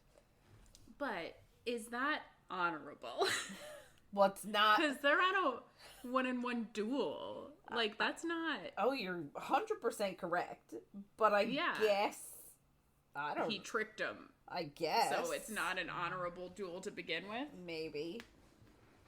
So, like... So she knows that, like, Bjorn had a bigger plan than all of this. Like, this wasn't what he originally thought of. But she also didn't think the Draug would honor the agreement the Jarl made. Like, I don't know, like, to let them leave, I guess? Yeah. But then she remembered that they had to because it was the Jarl's curse. And I don't really remember. I know, what was the Jarl's curse again? Did we get it? What it was? Just that he tried to steal the gold from the temple, and then the gods cursed him to be this zombie man. Yeah. So, I don't 100% understand her revelation here, but she has one. Oh, I think it's that, like, it was him that decided to do it, so his men were cursed because of him. So his men follow him. So, like, if he's gone, his men will also disappear. Yes, I think that's what she's realizing. Yes. But I don't know. I don't know how she figured it out, though, is what I mean. I think it's because, like, he decided it for them. Like, it's his fault that they're there, because he's the one that decided to steal it. Oh, okay. Okay. Anyway, so she hesitates to grab the axe at first. She remembers how bad it was holding it the first time. But then the Jarl, like, completely disarms Bjorn again. Like, the sword is gone now. And she is completely out of time. So she asks for Lynn's protection. And instead of pushing it outward to cover her shield, she keeps it within her and draws it over her fingers, hand, and arm. And then she grabs the axe, just as the Jarl, like, puts his foot on Bjorn's chest to claim victory, and, like, he's about to, like, kill him.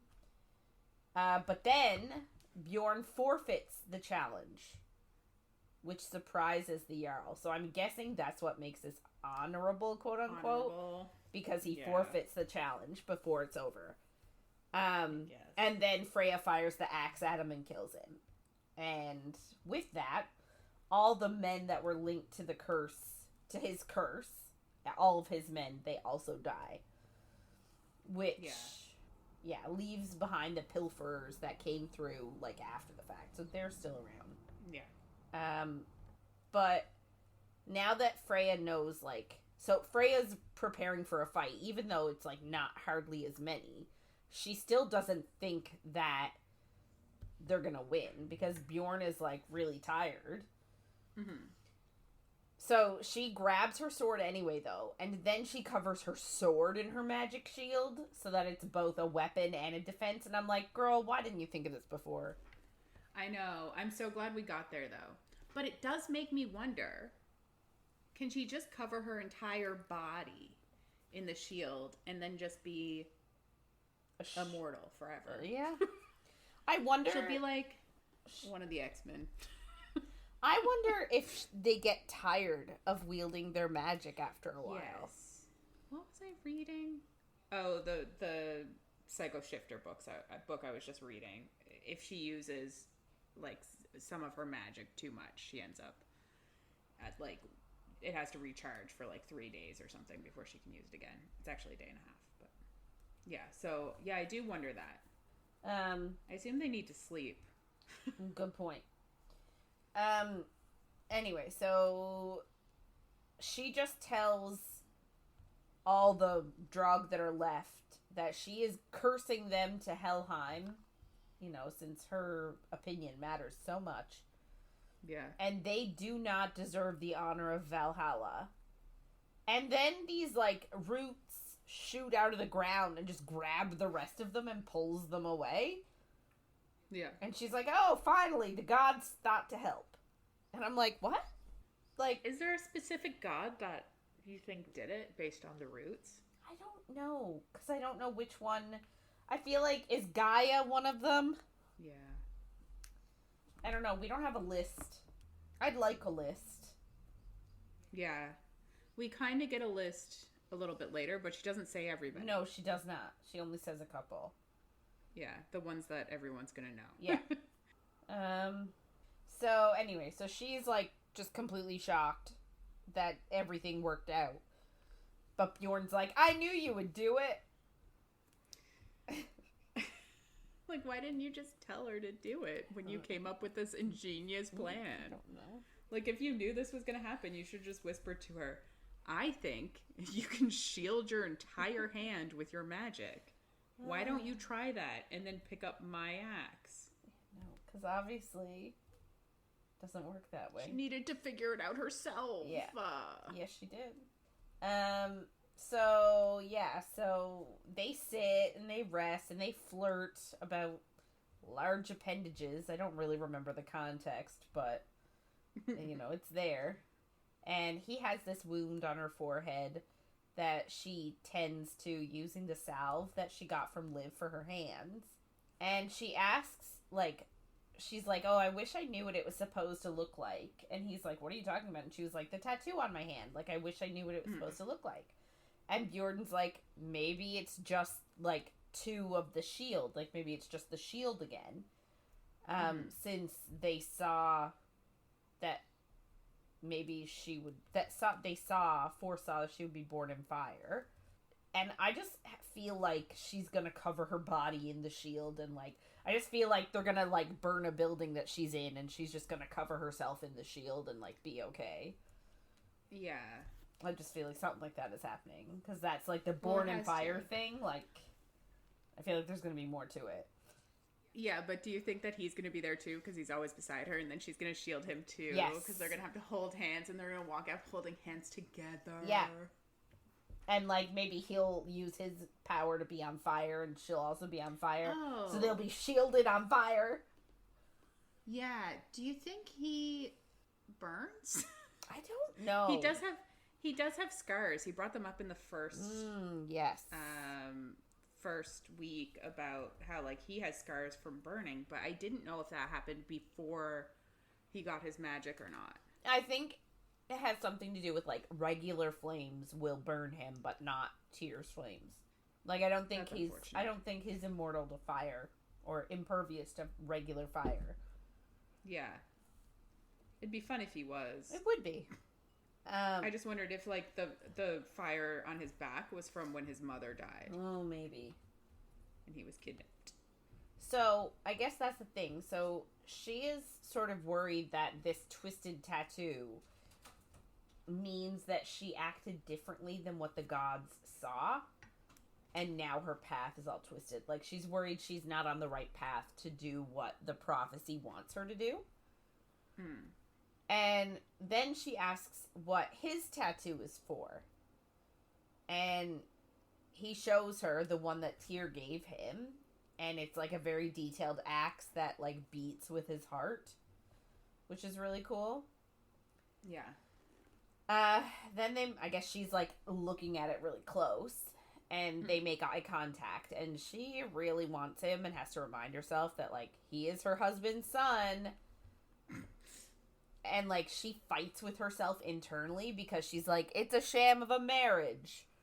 But, she did make an oath. So, she's warring with these two sides of herself on cheating or not. Yeah. Oh, God. Yeah.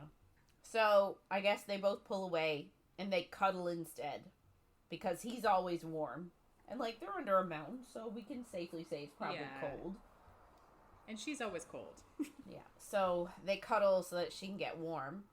And she asks what Nordland is like. And he tells her it's colder and harder. But the people are the same but different. But they did treat him very, very well. What a thing to say. Well, I guess you could say that about everywhere. People are the same but different. Yeah. And he says that she asks him if it will be hard for him to go to war with them, considering that's essentially where he grew up.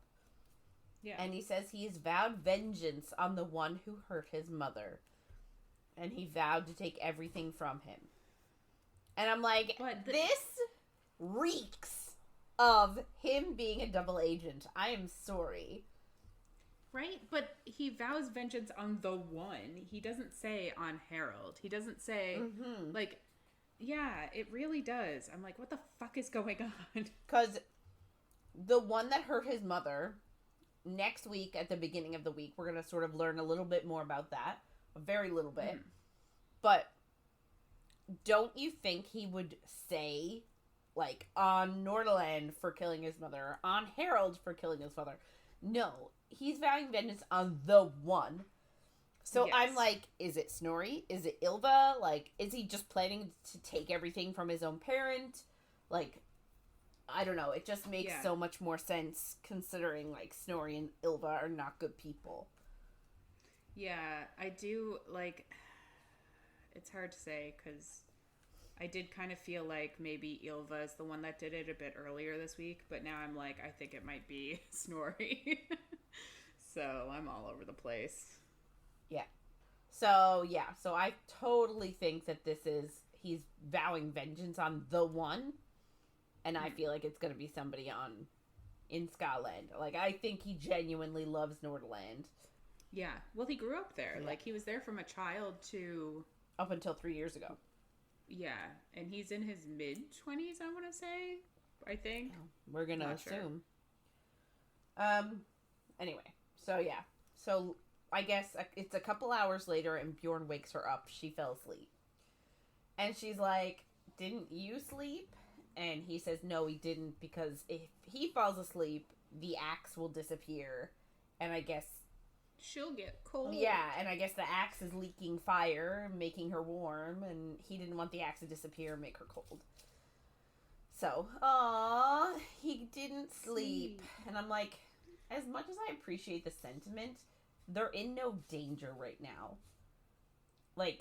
yeah, he could have just snuggled her and kept her warm with his body. Yeah, and, like, they're about to leave the underground, and they're gonna be in danger again, because they're gonna be out in the open. So, like, I feel like it was he probably should have gotten some sleep so that he was at his best.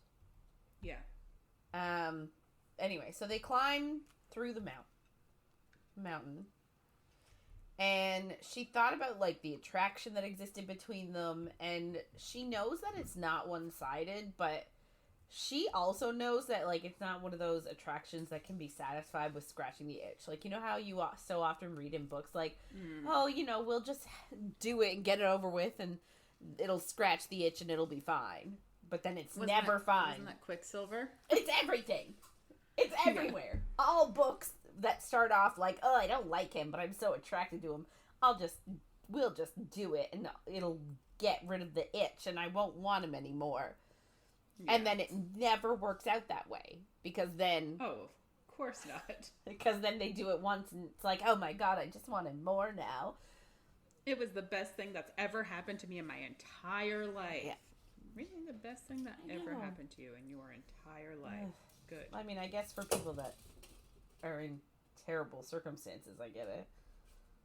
Yeah. But, like, anyway. So, yeah, so I guess, like, she is not one of those people that's like, ugh, you know, we're gonna do it once and it'll make me not want him anymore and it'll get rid of all this chemistry. No, she full on is like, we start, we're not gonna be able to stop. Well, she's like, I'm it's more than just lust. I'm feeling more than lust. And you're like, you don't know him. He's gonna be like, this book is gonna end with him revealing himself as, like, a secret double agent. Yeah. And you're gonna be like, and he's probably supposed to kill you. Yes. He's not going to, obviously. Yes, I do think that. I kind of do like reading books when neither one of us knows what's going to happen, because it's just kind of funny to just spew a bunch of shit and probably be wrong. Yeah. Although I'm excited to see what we're right about. Yeah, me too. We're gonna forget it by then anyway. That's why we could re-listen to our theories. Yeah, we'll have to. Anyway. So she's just thinking about how, like, she knows she'll want him even more if they have sex once. And it makes her feel like an adulterer, which, I mean, you are. Like, well, it's her stepson. Yeah, like, there's no, oh, I'm kind of an adulterer. No. If you go through with it, you're an adulterer. You're married, and it is your stepson. Yeah. I don't know how else we can put this. I'm not saying it's wrong. No, but it does. I'm mad that it's not happening. Yeah. But. Still an adulterer. Well, an adulteress. Yeah. And she thinks about what would happen magically if she violated the oath. And she wonders, like, would the magic just stop it from happening? Or would she be harmed by magic after the fact? And I'm like, same. I want to know this too. You should have asked when the oath was happening. You should have been like, what'll happen to me if I break it? Yeah, but I don't think they would have told her the truth. Maybe not. But still, ask. Yeah. So she's just thinking in her head, she's like, I just have to stop thinking about having sex with him. Easier said than done, girl. Yeah. And she's like, we're literally going to be together 24/7. So, like, I better stop or else, like, I'll have problems. And then she's like, oh, but I actually genuinely like him as a person. And I really do want to have sex with him. Yeah. And she's like, maybe we should talk about this and, like, try and figure it out together. And I'm like, girl, this is such an awkward conversation that you want to have. Like, she just wants to be like, sit him down and be like, hey, listen, so I know you're my stepson. However, I want to have sex with you. I don't think she's going to say that, but I do love it. But, like, dude, how awkward of a she just doesn't care about awkward conversations. Which I kind of appreciate it, because I'm like, there's not going to be any miscommunication here, because she's going to fucking say it. But yeah, it would be so fucking weird. Imagine he doesn't have feelings, and I know this is where she goes in her brain, but imagine he actually did not have feelings for her, and she said that. Wouldn't you just die? Yes. I think I would actually die. Which is why I would never have that conversation with someone. No, I am a miscommunication trope because I expect you to read my thoughts, and I'm never going to tell you what I'm thinking. Exactly. But I do not like miscommunication tropes because I'm full of hypocrisy. It's where we are. Yeah, it is. I know myself. Yes, which is fine. Anyway, so she wants to talk about it now. Like, she is ready to talk about it right now. I was like, I might have to stop reading this for a second because I don't think I can handle this. Yeah. But I guess before she can even, like, broach the topic, they reach, like, the top of the mountain and there's just some random guy up there. Yeah. And the guy's, like, gaping at them because I guess he's never seen anybody living come out of there before. Yeah. But Bjorn's like, Freya vanquished all the Drog, so, like, you guys can go in there now. Yeah. And the dude is, what they call a gothy or gothy. Did you listen to this section? Do you know? I vaguely remember it being gothy because I was like, ha, gothy. Okay. But I don't. I like it. Yeah. I just picture them all in black with the eyeliner and like combat boots and chains. I like it. Perfect. Anyway, so he's a gothy of the temple that's on top of the mountain where they all go, where they're all headed to like give, I don't know, make tribute to the gods. Mm-hmm. And he's like super shocked, but thankful. And the dude tells them that they can only enter the temple through the main gates after submitting to the will of the gods. And they are worried because it is like a little bit down the road. They are worried that there will be Jarls waiting to kill her because that path is sort of the last stretch before they have to like give up their weapons and before they are not allowed to like use their magic or anything. So like that's past the gates. Before that, it's like open season, and so like they're sort of worried because there's a bunch of hiding spots and there's like forests, so they're worried that like people can come out of the forest and that they're hiding and laying in wait to kill her. Did you think in this moment though, why doesn't she should just shield her entire body? Yes. Like we just figured out you could do this. Why? Yep. Yeah. I did. Yeah. So they said though, they were like, there's an entrance right here, like there is, that this guy is using. And he's like, can we enter from here just so that they don't have to like walk down the road to get to the main gate and risk themselves? Yeah. But the Gothi's like, no. And Bjorn's like, well, don't you know who I am? Like, sort of trying to, I guess, shove his weight around. Yeah. And the Gothi's like, doesn't matter who you are. Like, everybody has to go in the same way because everyone has to submit to all the gods. Mm-hmm. And he even says, like, he explains that there is a magic barrier that doesn't let you go in the temple until you've done that submission. So I'd be like, so why can't you make us submit to the gods here? I know. And then we go through. It's a good point. No. But they can't. So Fair. they have to take the trail the rest of the way to the gate. So they walk to the gate, and they see that there actually are 8 warriors just waiting by the gate. And one guy, Bjorn knows that his name is Jarl Sten, and he is not on good terms with Snorri. And it seems like no one is on good terms with Snorri. This is what, the 4th Jarl that we've... Yeah. The 3rd or the 4th one that's like, I hate you, I don't want you to be king. And it's like, when is Snorri gonna take a hint? But are any of them on good terms with each other? I don't know. Like, that's the other thing. I'm like, is it just him that is... Because everybody knows that he's been going after her for 20 years. Yes. Except for some reason, she didn't know this was happening. I can't, but okay. Everybody else knew. Her brother knew. Her dad knew. But nobody told her. Yeah. Yeah. But yeah, it's just... Does nobody like her... No, does nobody like him because of that? Or is he just a piece of shit and nobody likes him? Yeah, I don't know. So Freya just recommends killing them all. And Bjorn just tells her that, like, which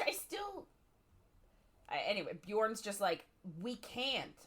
In order to pay tribute to get into the temple, we have to get on our knees and honor each god by name. And apparently there's over 20 gods. Yeah. And I'm just like, okay, why does that mean they can't kill them all first? And then submit to the gods? I don't really understand that.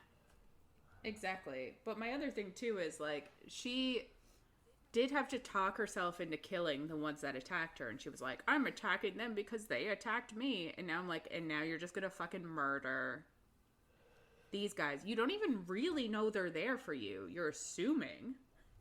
Yep. I'm like, okay. But yeah, so she's like, let's just kill them. And he's like, but we have to submit to the gods. And I'm like, and why can't we do both? Yeah. No, I also agree with that. But Bjorn's just like, I have an idea. So I guess, like, when they were walking down the lane, they saw the 8 guards, or they saw the 8 soldiers before the soldiers saw them. So they went back to the temple, or to the mountain, and go back in. And obviously, Bjorn had a thought that the Gothi would be taking the riches out of the mountain now that there's no one to guard it or to, like, prevent them from taking it. And I guess so Bjorn forces the 2 of them to give up their robes, and they put their robes on and loosely tie them up so that they will get out, which was a terrible idea. Sorry. So they put on the robes, and they actually managed to get through the crowd of soldiers. Like, they just ignore them. Mm-hmm. They're not very perceptive. No. If this was D&D and they were rolling for perception, it'd be zeros all around. Yeah, they're dumb. So they make it to the Gothi waiting at the gates to allow for submitting, and they get on their knees, and the Gothi essentially has to go through all the gods. Like, do you submit to Odin, to Loki, to Thor? And they say, yes, yes. And then they say, do you submit to whoever, and whoever? And they say, yes, yes. So they just have to go through the list, and apparently there are, like, dozens of them. Yeah. And they are getting through them, and, like, the warriors are still, like, not... They're like, "Muh?" Like, still don't realize who they are. But then, there's a commotion. Because the guys they stole robes from come over, and they're like, they stole our robes. And that obviously makes the warriors recognize them and come over to challenge them. Yeah. So the Gothy keeps asking if she submits to all the gods, and, like, I guess Bjorn is like, keep going! And then he goes over to sort of stall. Yeah. So the Jarl comes over and tells them that they do not plan on submitting to Snorri. And so she just keeps submitting, and Bjorn's like, attack! And he goes to attack the warriors. Yeah. So Freya finally gets through, and the Gothy tells her to, like, quickly drop her sword and go through the barrier. But she doesn't want to go without Bjorn. But he just knocks her behind the barrier to protect her. Like, Bjorn just goes, get through. Because he loves her. Yeah. So Bjorn yells at the Gothy to restrain her, to keep her from coming back out. And so the Gothy does. And Bjorn just keeps fighting Sten and crew. And he is winning. And suggests to Sten to retreat. He's like, you should leave. Yeah. But Sten is like, not while the Shield Maiden still lives. Because without her, Snorri has nothing. So, like, they are very adamant that Snorri not be king. Yes. It also makes me wonder if he's trying not to kill them because he is against his father. He's like, I don't want to kill all these other Jarls. Like, yeah, that's true. You should retreat. Yeah, that's true. So then Bjorn is attacked against the barrier, sort of like a wall. And she just thinks he's done for. And there are 6 Gothar, the plural for Gothy, 6 Gothar, like, holding her back so that she can't leave the barrier and, like, help Bjorn. So he is being attacked against the barrier, and she thinks, like, shit, he's gonna die.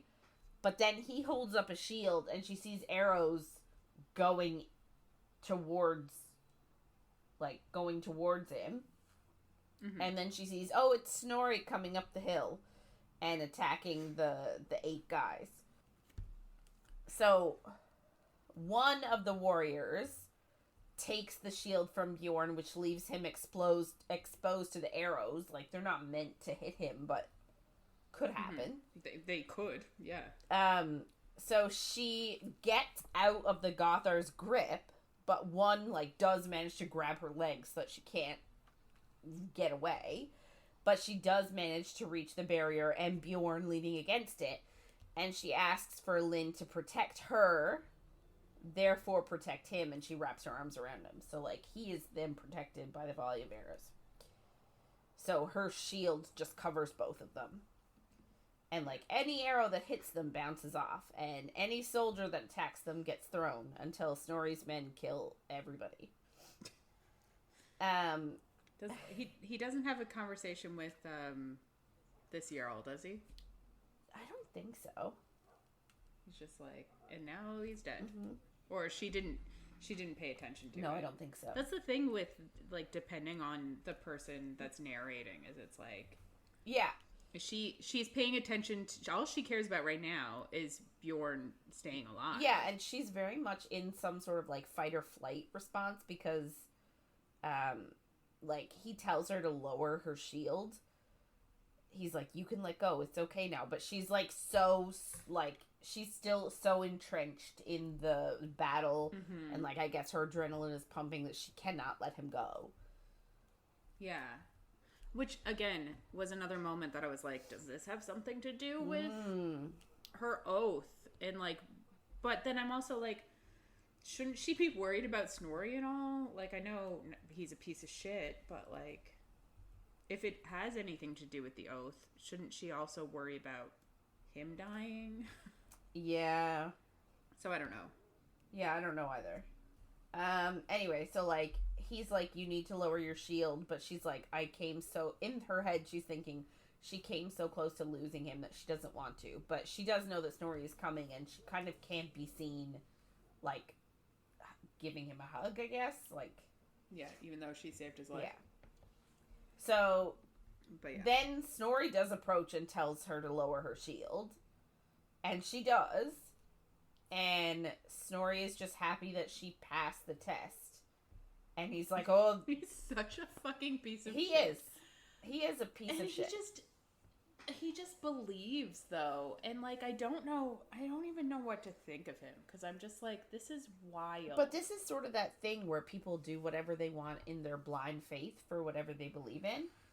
It's sort of like, that is a universal message.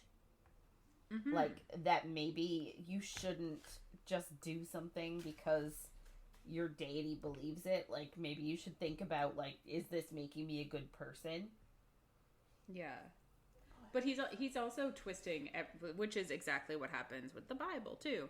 But he's twisting everything to fit his narrative. Yes. And, like, it's just so... so reminiscent of everything in the real world. Mm-hmm. Anyway, so he's like, oh, the gods definitely have a plan for you. So Snorri tells him that he was like, oh, how did your guys' route go? Like, we had some losses on our way up. And he says, like, all the thralls, aka the servants that are women in this case, that were with them, like, that Ylva chose, they all were killed because they tried to pass them off one at a time as her, as Freya. Yeah. And so they would be ambushed and that girl would be attacked and killed. Yeah, and for some reason they just let everybody else live, I guess. Yeah. Which seems weird to me, but I'm also like... It seems like this is just a way to make Freya feel even more guilty. But I also feel like, too, that maybe... So, the plan was, okay, well, this girl will be our Freya, and maybe they would... Maybe the other groups wouldn't... Like, they would ambush and go for Freya first. And maybe, like, Snorri wasn't overly worried about protecting that person because it wasn't actually Freya. So you know what I mean? Like... So they would kill them because they were attacking the one person, you mean? They would all be going... They just killed everybody? They would all be going for Freya, and so the rest of them would be focused on getting the rest of them. Or, like, maybe by the time the Freya lookalike was dead, everybody else would be alerted and they would be killed. They said they had losses, so like sorry, I'm sure other soldiers died. Yeah. But yeah, so every thrall was killed.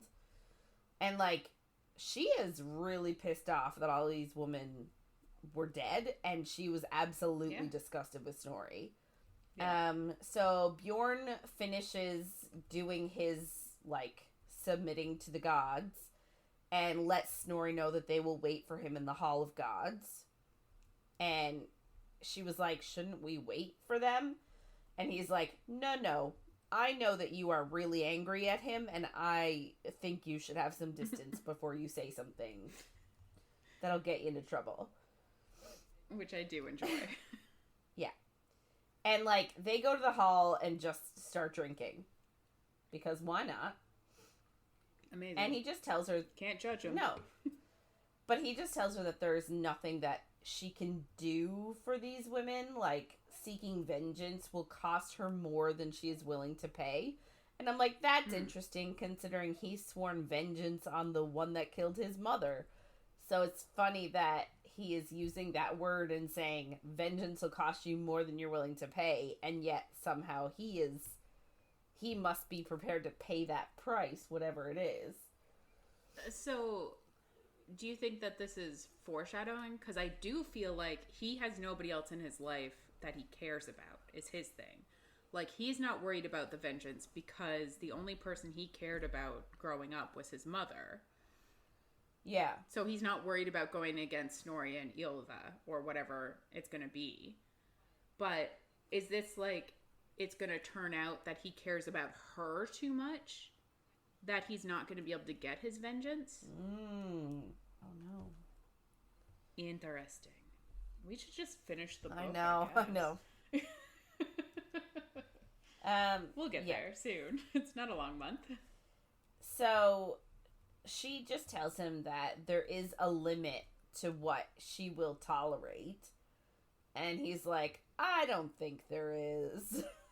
Well, he's not. No, wrong. because he's like, she's proven that she will do anything to protect her family, even though they may not deserve it. And I'm like, sounds about right. Yeah. And he's like, Snorri essentially will do whatever he wants, and you're just going to deal with it. Yeah. And then she says, like, what would you do in my situation? Like, if somebody came and threatened the people that I cared about to kill them or marry him, like, what would you do?